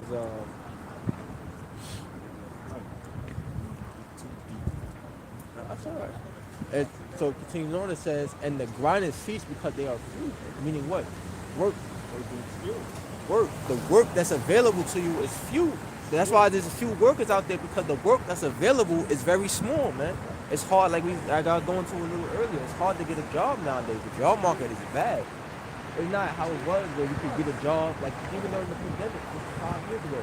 You was able to quit your job and get the job in the same week. Able to pick up a job quick like that. They was Because hiring a lot of, I ain't gonna lie, during that pandemic, a lot of people were so scared. to come outside. Right. So they Work. quit their jobs. And a lot of people actually still working from home. You know what I'm saying? Certain jobs that still prospering with people staying home. Like these car companies, a lot of them, when you call them, you hear kids in the background and shit. You know what I mean? You call to pay your car note or whatever. You hear people in the background, but that's not people like they at a job station. No, these people are home. You know what I'm saying? Like, that's crazy. Like, you walk all the way up here. Just, you know what I'm saying? You see people standing there talking like that fucking walking in the big district. Look at It's them. crazy. They covering it. That's how you know they wicked. They're the ones Huh? that are wicked. Covering they know. Wicked. Like, if I didn't feel her move my arm, I would probably hit her. You see how close she is? Oh, yeah, look at what? You ain't see her? What's going on here? Oh, yeah. Oh, right there. So, huh? Oh, right here, right? Yeah, go on. Yeah. Random. Crazy. Yeah, that's too much. The workforce is scarce. And people going to be in dire straits, man. And like you said, a lot of people doing all right for themselves. Be humble. Right. So, yeah, that's right. Yeah. So, you notice it says, and the grinding cease because they are few, and those that look out of the window be darkened. Why? So why is that? Because there's no opportunity. There's a lack of opportunity. So for that reason, job market is very scarce, man. It's hard to get a job. You know, it's gonna take you months. If you lose a job, it's gonna take you probably months to get another one. And you know, if you get a job, you want to hold on to that job because now you, as you reading, the grinding cease because they are few. So it's not a lot of opportunity out here. The opportunity is very slim, man. Ain't no opportunity out here. So if the Lord do bless you with a job, you know you got to keep that job. You got to hold on to that job as hard as you can. You know what I'm saying? You know, you got to hold on to that job as long as you're able. Right? It says Ecclesiastes 12:4 says, and the doors shall be shut in the street. That's talking about lockdown. Right? What are the doors being shut in the street? Lockdown. So you have food, you have prices skyrocketing, right? Low, bad job market, not able to get a job. See what I'm saying? Lack of opportunity. And then on top of that, when you read verse 4, it's talking about what? Lockdowns. Because the doors are what? Businesses, buildings. The doors shall be shut in the street. That's what much of businesses. So that everything will be locked down, locked up. Businesses closing, man. That's why now, right, going out of business. That's why you've seen a lot of You ain't hear about the Macy's closing like 300 of their stores, and they're gonna close the one downtown. what? Yeah. Wow. They getting ready to have like a cities going out of business there. Wow. Macy's downtown is humongous, man. That shit is big as hell. That's like I thought that was a flagship store. You know what I'm saying? Because it's been there forever. Right. But that, you know, it's crazy. They threatened closing that joint a few times. They did. But you know, they saying that it's not doing well business-wise. Yeah, business is closing down. That's prophecy. We reading it. Verse 4, and the door shall be shut in the street. That means the business is closing down. That's also speaking on lockdowns that's coming. You know, because you ain't gonna be with this. You're gonna be stuck in your house. That's talking about your house too. Your apartment, your building. Yeah. Lockdown. You ain't gonna be able to go out as much as you want to. Right? You're gonna have a curfew. You're gonna be stuck in your home. Right?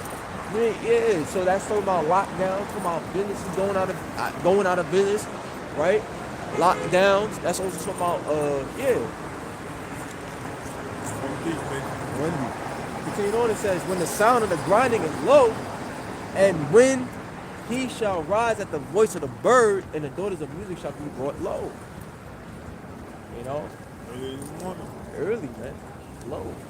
So that's talking about, that remind me of,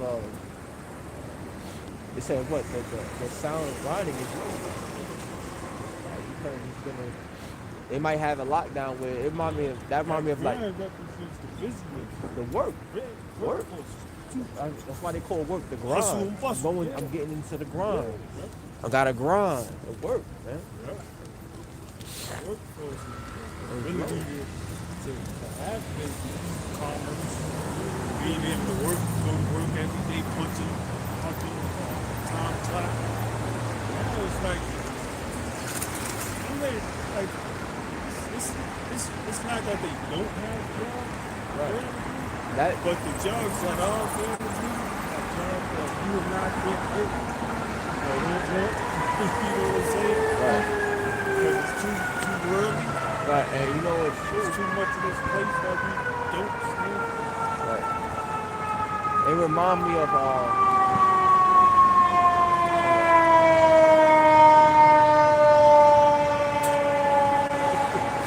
See? yep. See, not paying attention. But yeah, that remind me of reading that precept. It remind me of how the COVID, how the time of COVID 5 years ago. How what happened? There was a big lockdown, right? Not only essential workers could come out, but everybody was staying Yeah. inside. Yeah. You see, it might be something similar to that in the future, where only essential workers could That was come crazy because I was working for a shelter at that time. You know, they gave me some piece of paper. It was like, put that in your car window when you drive, come to work, keep it on you the whole time. You know, they pull you over, you show them this, and they let you go. And I was like, that's essential work. That was a homeless shelter. But I guess they considered us that because you know we took a training course to CPR to administer Narcan for those suffering from overdose or whatever. So we had minimum medical experience. So I guess that we consider you. Yeah. You know what I'm saying? Right. Essential workers. And I thought essential workers was like, Nurses and right, ambulance, paramedics. yeah, paramedics and stuff like that. You know?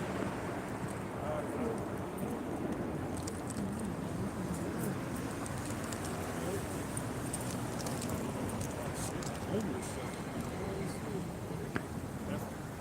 Oh. Continue on, it says, and he shall rise up at the voice of the bird, and all the doors of music shall be brought low. And that's what music is. Music is terrible, bro. Music is bad. Music is bad. I ain't gonna lie to you, bro. Terrible, bro. Like If I listen to music, it'd be like some 80s shit. yeah, but you can see from that time now, you're like, oh, what the? The type of music I listen to be like 80s, some 90s, but not much. Mostly the 80s. You know what I'm saying? And even back. 80s on back. Like this. I can't go too far. Maybe 60. Let's do some 60s. You know, my pops in the long listen to soul music.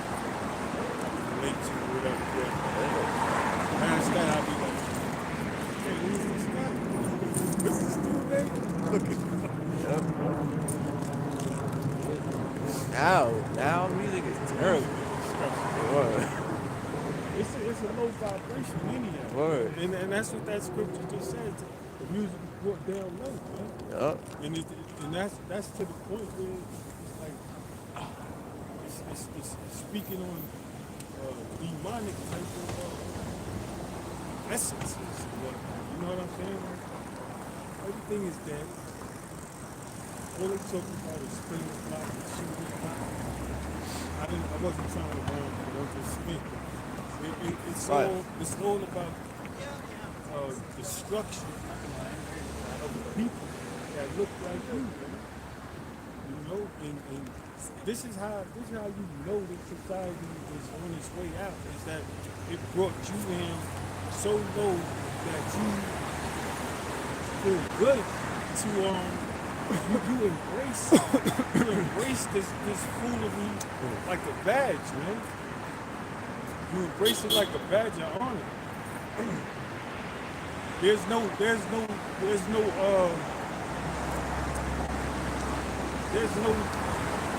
low for you. Like you get what I'm saying?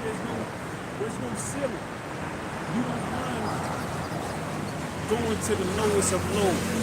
Like you'll follow this shit down a hole that's so deep and dark and demonic that it doesn't matter. None of it phases you. Right, this satanic music, this shit is trash, man. It's terrible. It's no soul to it. It's just, like you said, low vibrational music. Some of them, there was this one rapper dude, I forgot his name. Actually, I don't even know his name. Never heard of him. But he's like a pretty known rapper, you know, of this time. I wouldn't call him a rapper. I don't know what to call him. Mumble music group. And he's starting to, you know, maybe wake up or whatever, because he's starting to say, like, he was saying something that, like, we need to have more children because at the rate we're going, one child here, one child there, we're going to be extinct. But I'm almost thinking he's speaking on the fact that he's involved with things that is certain death, man. Like, everything about what you're doing is certain death, man. Right. And the thing with them sellout rappers, they're part of those agendas because he put them onto those agendas. They're part of the depopulation agenda, which it is an agenda to depopulate it. I just seen a clip just not today. We had got the comedian when he was talking about how Bill Gates had a depopulation agenda. He's trying to depopulate the population. That's what the whole carbon emission was about. Out carbon monoxide, trees and us. So they trying to get rid of, they trying to what? Deforestation, break down the forests and the trees and all that, and then they trying to get rid of us. They trying to bring our numbers low. That's why they pushing the LGBTQ. That's why they also pushing our women to get be a part of the abortions, right? To get more abortions so that the population go down. That's right? what I was just about to say. In the spirit, you started touching on it, but that's what Bill Gates' mother. I think she was chairman of the board of Planned Parenthood, and Planned Parenthood is about that. I think it's about aborting children or planning to just have one child. You understand what I'm saying? Right. And those type of ideologies is they fall in the line of controlled population. And that's what they trying to do with all the chemtrails and all of the stuff that's going on. That's about depopulation. That's what them Georgia Guidestones was about. They spoke on that. You know, they want to bring down the population to like 500 million or something like that. 500,000 or something. I'm not sure exactly. I think it was 5 million. It was a small number. It was like, how you know? Look, this is the Georgia Guidestone slab. Look it up. It says 4 granite slabs. It says the 4 granite slabs had 10 guides for humanity engraven in 8 languages: English, Russian, Mandarin, Chinese, Arabic, Classical Hebrew, Swahili, Hindi, and Spanish. The guides were cryptic instructions for rebuilding society after a doomsday event. Some of the instructions included maintain a population at 100, maintaining the population at under 500 million people. 500 million, right? Yep. Guiding reproduction to improve fitness and diversity, uniting humanity with a new language, ruling with tempered reason, protecting people with fair laws and just courts, resolving disputes in a real court, avoid petty laws and useless officials, balancing personal rights with social duties. You get the point. Exactly. But that's really just a code for NWO. And that's all. That's what the 2030 agenda is about. The NWO, the New World Order. That's what it is. A New World Order is basically the one world government. That's what it was. Where you have one religion, everybody's governed under one. Everybody's under one government. One government. Yep. One religion. You know.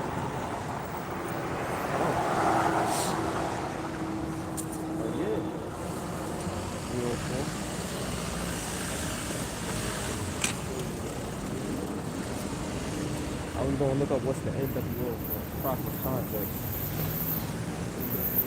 Yeah. National World Organization. No, New World Order, NWO. NWO. Yeah, NWO. So it says the NWO, New World Order, is the New World Order, NWO, is also a term used in conspiracy theories about a totalitarian world government. The theory suggests that a secretive power elite, this is true, it's not a conspiracy theory, because they actually conspiring to do it. We know that. Yeah, but that's what they like to say to kind of minimize the truth. Yeah, they do that. Yeah, they're trying to minimize it. Look, you gotta understand, man. That's why they do the things in darkness. Secret. Right. You know what I'm saying? That's what the Illuminati is about. Light bearer, one who knows but tells not. You know? And it's hidden. And the scriptures say, how was the secrets how was the secret? How was the secret? Oh, the secret thing is found out, Found out. Exactly. and his hidden things showed up And it's hidden things showed up. through the spirit of the Lord. The Lord is The revealer. right. Yup. Took the veil off our eyes. Right, and through that internet, the Lord is waking people up through that internet. Because like with the forest fires, that was, I'm not gonna go into detail of it, but it's been rumored that that was planned. That was a setup. Just like You know? Malibu, man. It's the same, it's no different, man. You gotta look at what they doing, man. This is land that they want. They wanted this land for a long time. And let's Them- not. them water, well, I ain't gonna Yeah, let's not come with the elder gets. I ain't gonna. That's what you call that? Uh, That'll get you a strike. yeah, so let's not get into that. But I like I said, I heard it was rumored that it was pre-planned. That's what we. Word. Legend. Yeah,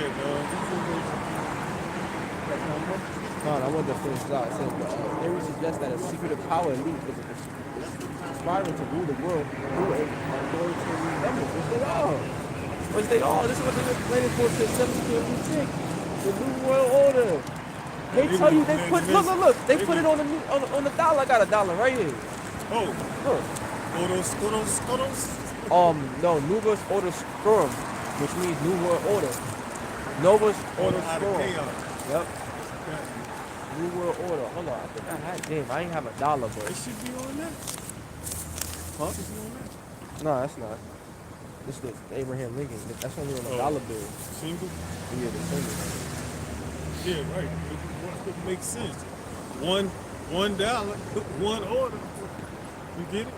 Yep. One nation. See? Look. Nobles. Look at that. That's a dollar bill, and this is on the back of the dollar bill.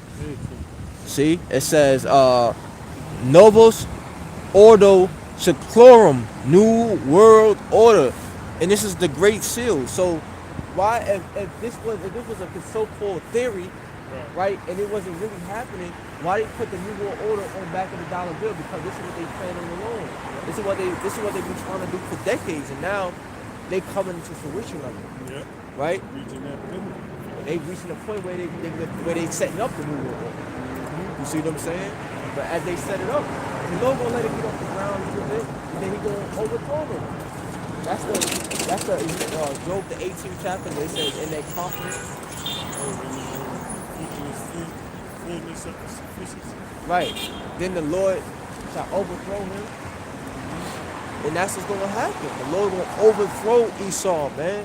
As soon as he get that NWO off the ground, as soon as he get it launched, it's gonna be like a rocket. When they shoot up the air, it gets off the ground and launch, and then boom, blows up. That's how Esau plan is gonna be. His New World Order gonna blow right in his face. Oh, just remember Lord when gonna they destroy it. when they had that rocket, Apollo, when it shot up and blew up.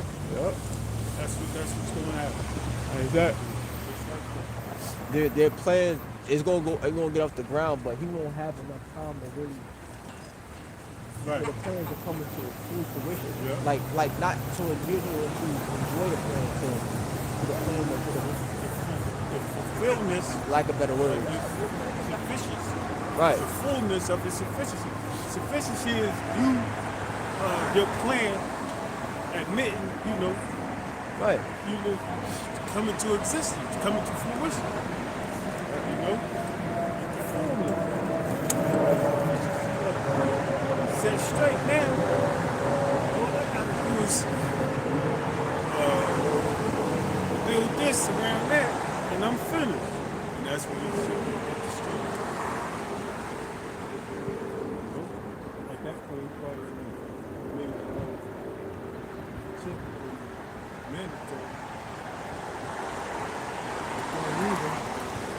Yep. That's Job 20 and 22. It says, in the fullness of his sufficiency, he shall be in strength. Why? Because that's the income. Every hand of the wicked shall come upon him. So when his NWO is lifted up, when he at the height of his power, Everybody gonna turn their cookies on. exactly. That's These other countries gonna be like, you the huckleberry, I'll be your huckleberry. the Lord gonna put it on everybody on NATO and BRICS nations to come against Babylon the Great America. They're gonna put it on their spirit. Revelation 17. So that reminds me of what it says it here, Revelation 17. I'm gonna get to the point.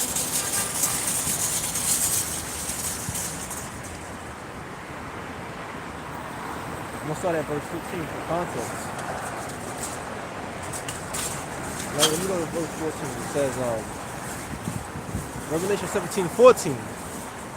These shall make war with the Lamb, and the Lamb shall overcome them, for he is the Lord of lords and King of kings, and they that are with him are called the chosen and faithful. So that's talking about Yahweh Shah is going to overcome the other nations, the nations that's going to fight against him in World War III. Right? That's the BRICS, NATO, EU, US, Israel. They all going to come against the Lord, and they're going to lose greatly. They're going to be flawless victory. The Lord's not going to breaking down these nations. Defeating these nations is going to be easy work. Literally easy work. So those that are with him was what? Was the hopeful elect, 144,000, along with the holy angels, man. Because the scripture said they are called the chosen. Many are called but who are chosen. Who is the chosen? The elect is going to be with Yahweh Shah. In that, and you know what I'm saying? Because remember, Jeremiah 16:16, I shall make them a battle axe and weapons of war. So the Lord will say, the elect will be with them, putting that work. Destroying these, bringing down these nations. Exactly. But remember, also too, in Daniel it says the saints shall overtake the kingdom. So that's by violence. So when the Lord, right, this is paraphrase. So when the Lord gives these men spiritual power, they're gonna help Yahweh Shah overthrow Esau's kingdom. They're gonna help bring this bitch down. You know? They're gonna help take E out of power. All right. Verse 15 it says, and he said unto me, the waters which thou sawest where the whore sitteth are peoples, multitudes, and nations and tongues. That's America. America's called the whore. So that let you know the type of judgment America will receive. Because what is a whore in the law? If a woman commits death, right? She either gets stoned or burnt. Death. So that's letting you know that the future of Babylon, the Great AK America, is thermonuclear fire. Right? The missiles thrown at it and also the chariot. The concentrated laser chariot beam, that fire being concentrated in this place, burning it up.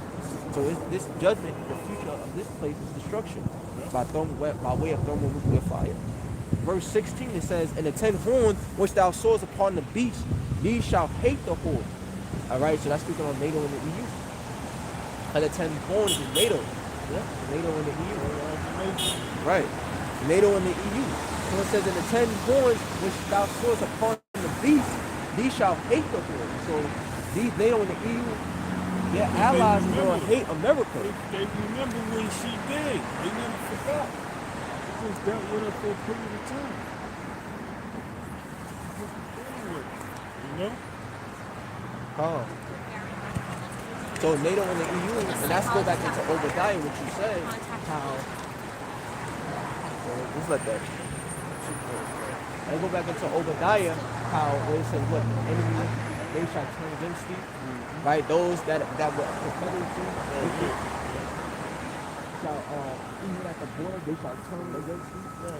I think that's Obadiah 1:7. See, because the Lord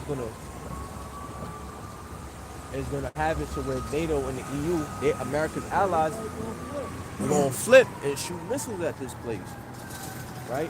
Continue on, it says, and shall make her desolate and naked by way of what? ICBM nuclear missiles. So they're gonna shoot their nuclear weapons at America. They're gonna shoot their nuclear war. They're gonna have their ICBMs armed with nuclear warheads. And they're gonna shoot them here.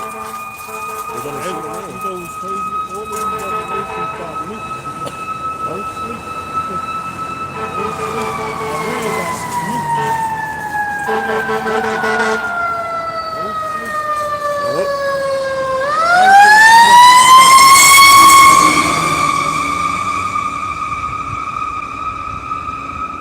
Huh? Oh, you see how you Right, right? Yeah. Let me see that. Sorry, call me leave that fast. Crazy thing is, like, if you don't move, they have, like, supply your shit there. They can actually crash your car. They can crash your car. Wow, police too? No, not the police. I don't know. But because that's a life or death situation. Right. Fires. And they wanted to, and if they responded to a fire, and your car's in the way, or They could just yeah, bump your just thing. fly right through your shit. Bloom, keep it moving. Don't care about the carnage that transpired. Nothing. Catch that later. That's crazy. Yep. What I said about earlier, evil to do evil, right? Oh, it says, and shall, verse 16, and the 10 horns, which is NATO and the EU, right? And the 10 horns, and the 10 horns, which thou sawest upon the beast, shall hate the whore, and shall make her desolate and naked, and shall eat her flesh and burn her with fire. ICBM nuclear missiles, right? That's talking about Babylon the Great. NATO and the EU turn against Babylon, right? And they're going to shoot their ICBM nuclear missiles at this place. And also, when you go into Obadiah, they tell you that Babylon, right, didn't understand why. He started understanding why that they why his allies came against him. He ain't going to understand why. And it's because the Lord put it in their hearts to do so. They turn against Babylon, to shoot their missiles at Babylon. So Babylon's going to be destroyed by thermal fire. That's the punishment for this war, man. Because he never looks at his wickedness as being wicked. He's going to get burnt He don't alive. Look, he A don't whore, look at the things he do as being wickedness. right? A whore gets burnt alive in the Lord. A whore will be burnt. No, she be put to death. You know? But in ancient times, a whore would only get burnt alive. Yeah, a whore definitely will be put to death. So America's going to be destroyed by way of fire. You got one this week? Huh? You got one? What? To read? Oh, a song? Yeah. Oh, no. I don't know. I think, you know what? Let me. I might go into the Apocrypha this time. We might read something out the Apocrypha. Yeah. I'm like I said, you know, basically she'll get put to death. Yeah.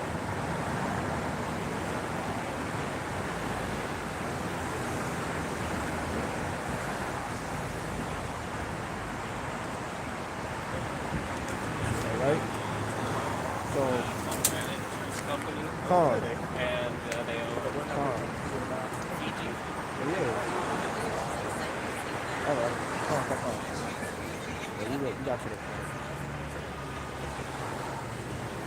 So yeah, Babylon gonna be destroyed by way of thermonuclear fire.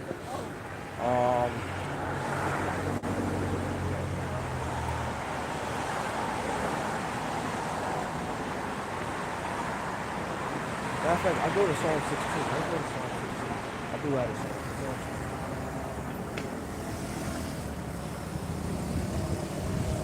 Bro, this is the Psalm chapter 16 It says, the Lord Yahweh Shalom Shah, the psalmist, portion in life and deliver in death. That's the title, right? And, a mission of David. A miktam of David. Preserve me, O power, for indeed do I put my trust. O my soul, that thou hast said unto the Lord, Yahweh Shalom Shah, thou art my Lord. My goodness extendeth not to thee, but to the saints that are in the earth, and to the excellent and thee is all my delight. Yes, always. But to the saints that are in the earth, and to the excellent in whom is all my delight. Their sorrow shall be multiplied, and hasten after another God. Their drink offering of blood will I not offer, nor take up their lips into my lips. The Lord Yahweh Shah is the portion of my inheritance, and of my cup thou maintainest my lot. The lines are falling unto me in pleasant places. Yea, I have a godly slaughter. The lines are falling unto me in pleasant places. Yea, I have a goodly heritage. I have a goodly heritage. I will bless the Lord Yahweh Shah, who has given me counsel. My reign also instructs me in the night season. I have set the Lord Yahweh Shah always before me, because he is at my right hand. I shall not be moved. Therefore my heart is glad, and my glory rejoiceth. My flesh also shall rest in hope.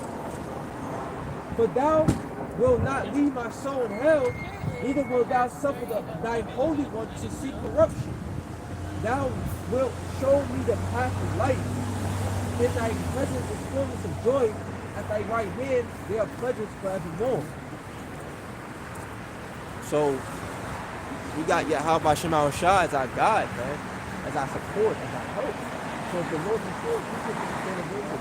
What command will he do unto us? Those are precepts. We should paraphrase. Those are scriptures. So we gotta hold on to the Lord, man. We're getting tougher, it's getting harder. Times are not gonna get easier. But we got the word. The Lord gave us his precious word. When you read 1 John 2:1, it says, what love that the Heavenly Father bestowed upon us is to call us his sons, man.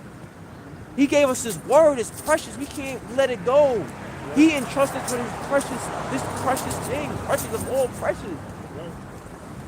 He trusts us with his word. So as the men, right, the Akim and Akhlaq that sincerely believe he entrusted with his word, you gotta hold on to that for dear life. Because this is something this is his greatest treasure, this word, this truth, man.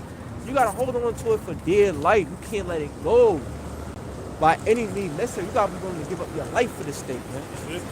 That's what it is, and just a reminder to myself, man. Hey, our lives died. We woke up to the truth. We died in Hamashiach, as it's written. You know, we don't live for the world, man. We don't live. Our lives is over. We don't have a life.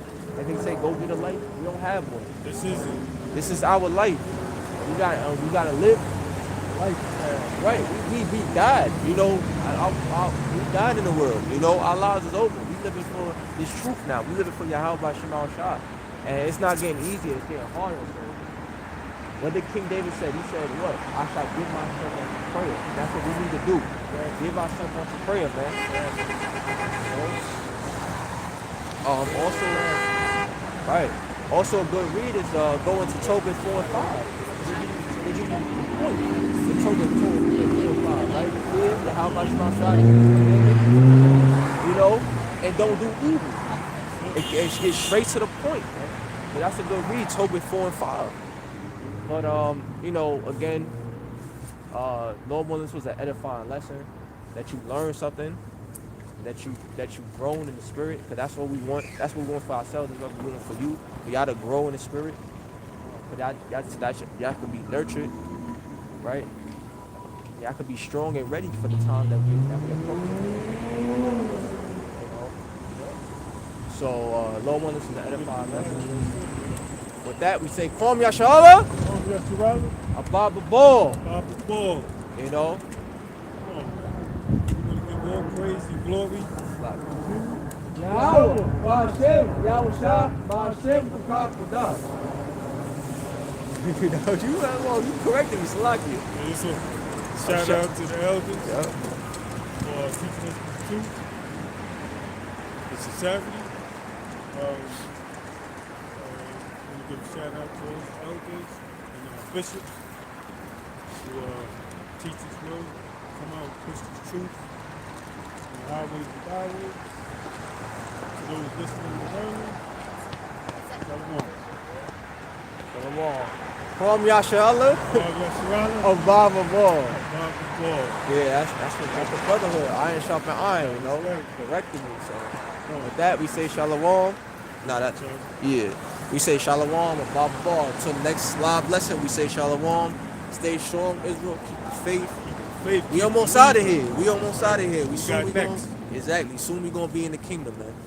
Soon we gonna be in the kingdom. So we gotta stay the course and keep moving forward, man. Yep. And with that, we say shalom. Till next video. Shalom.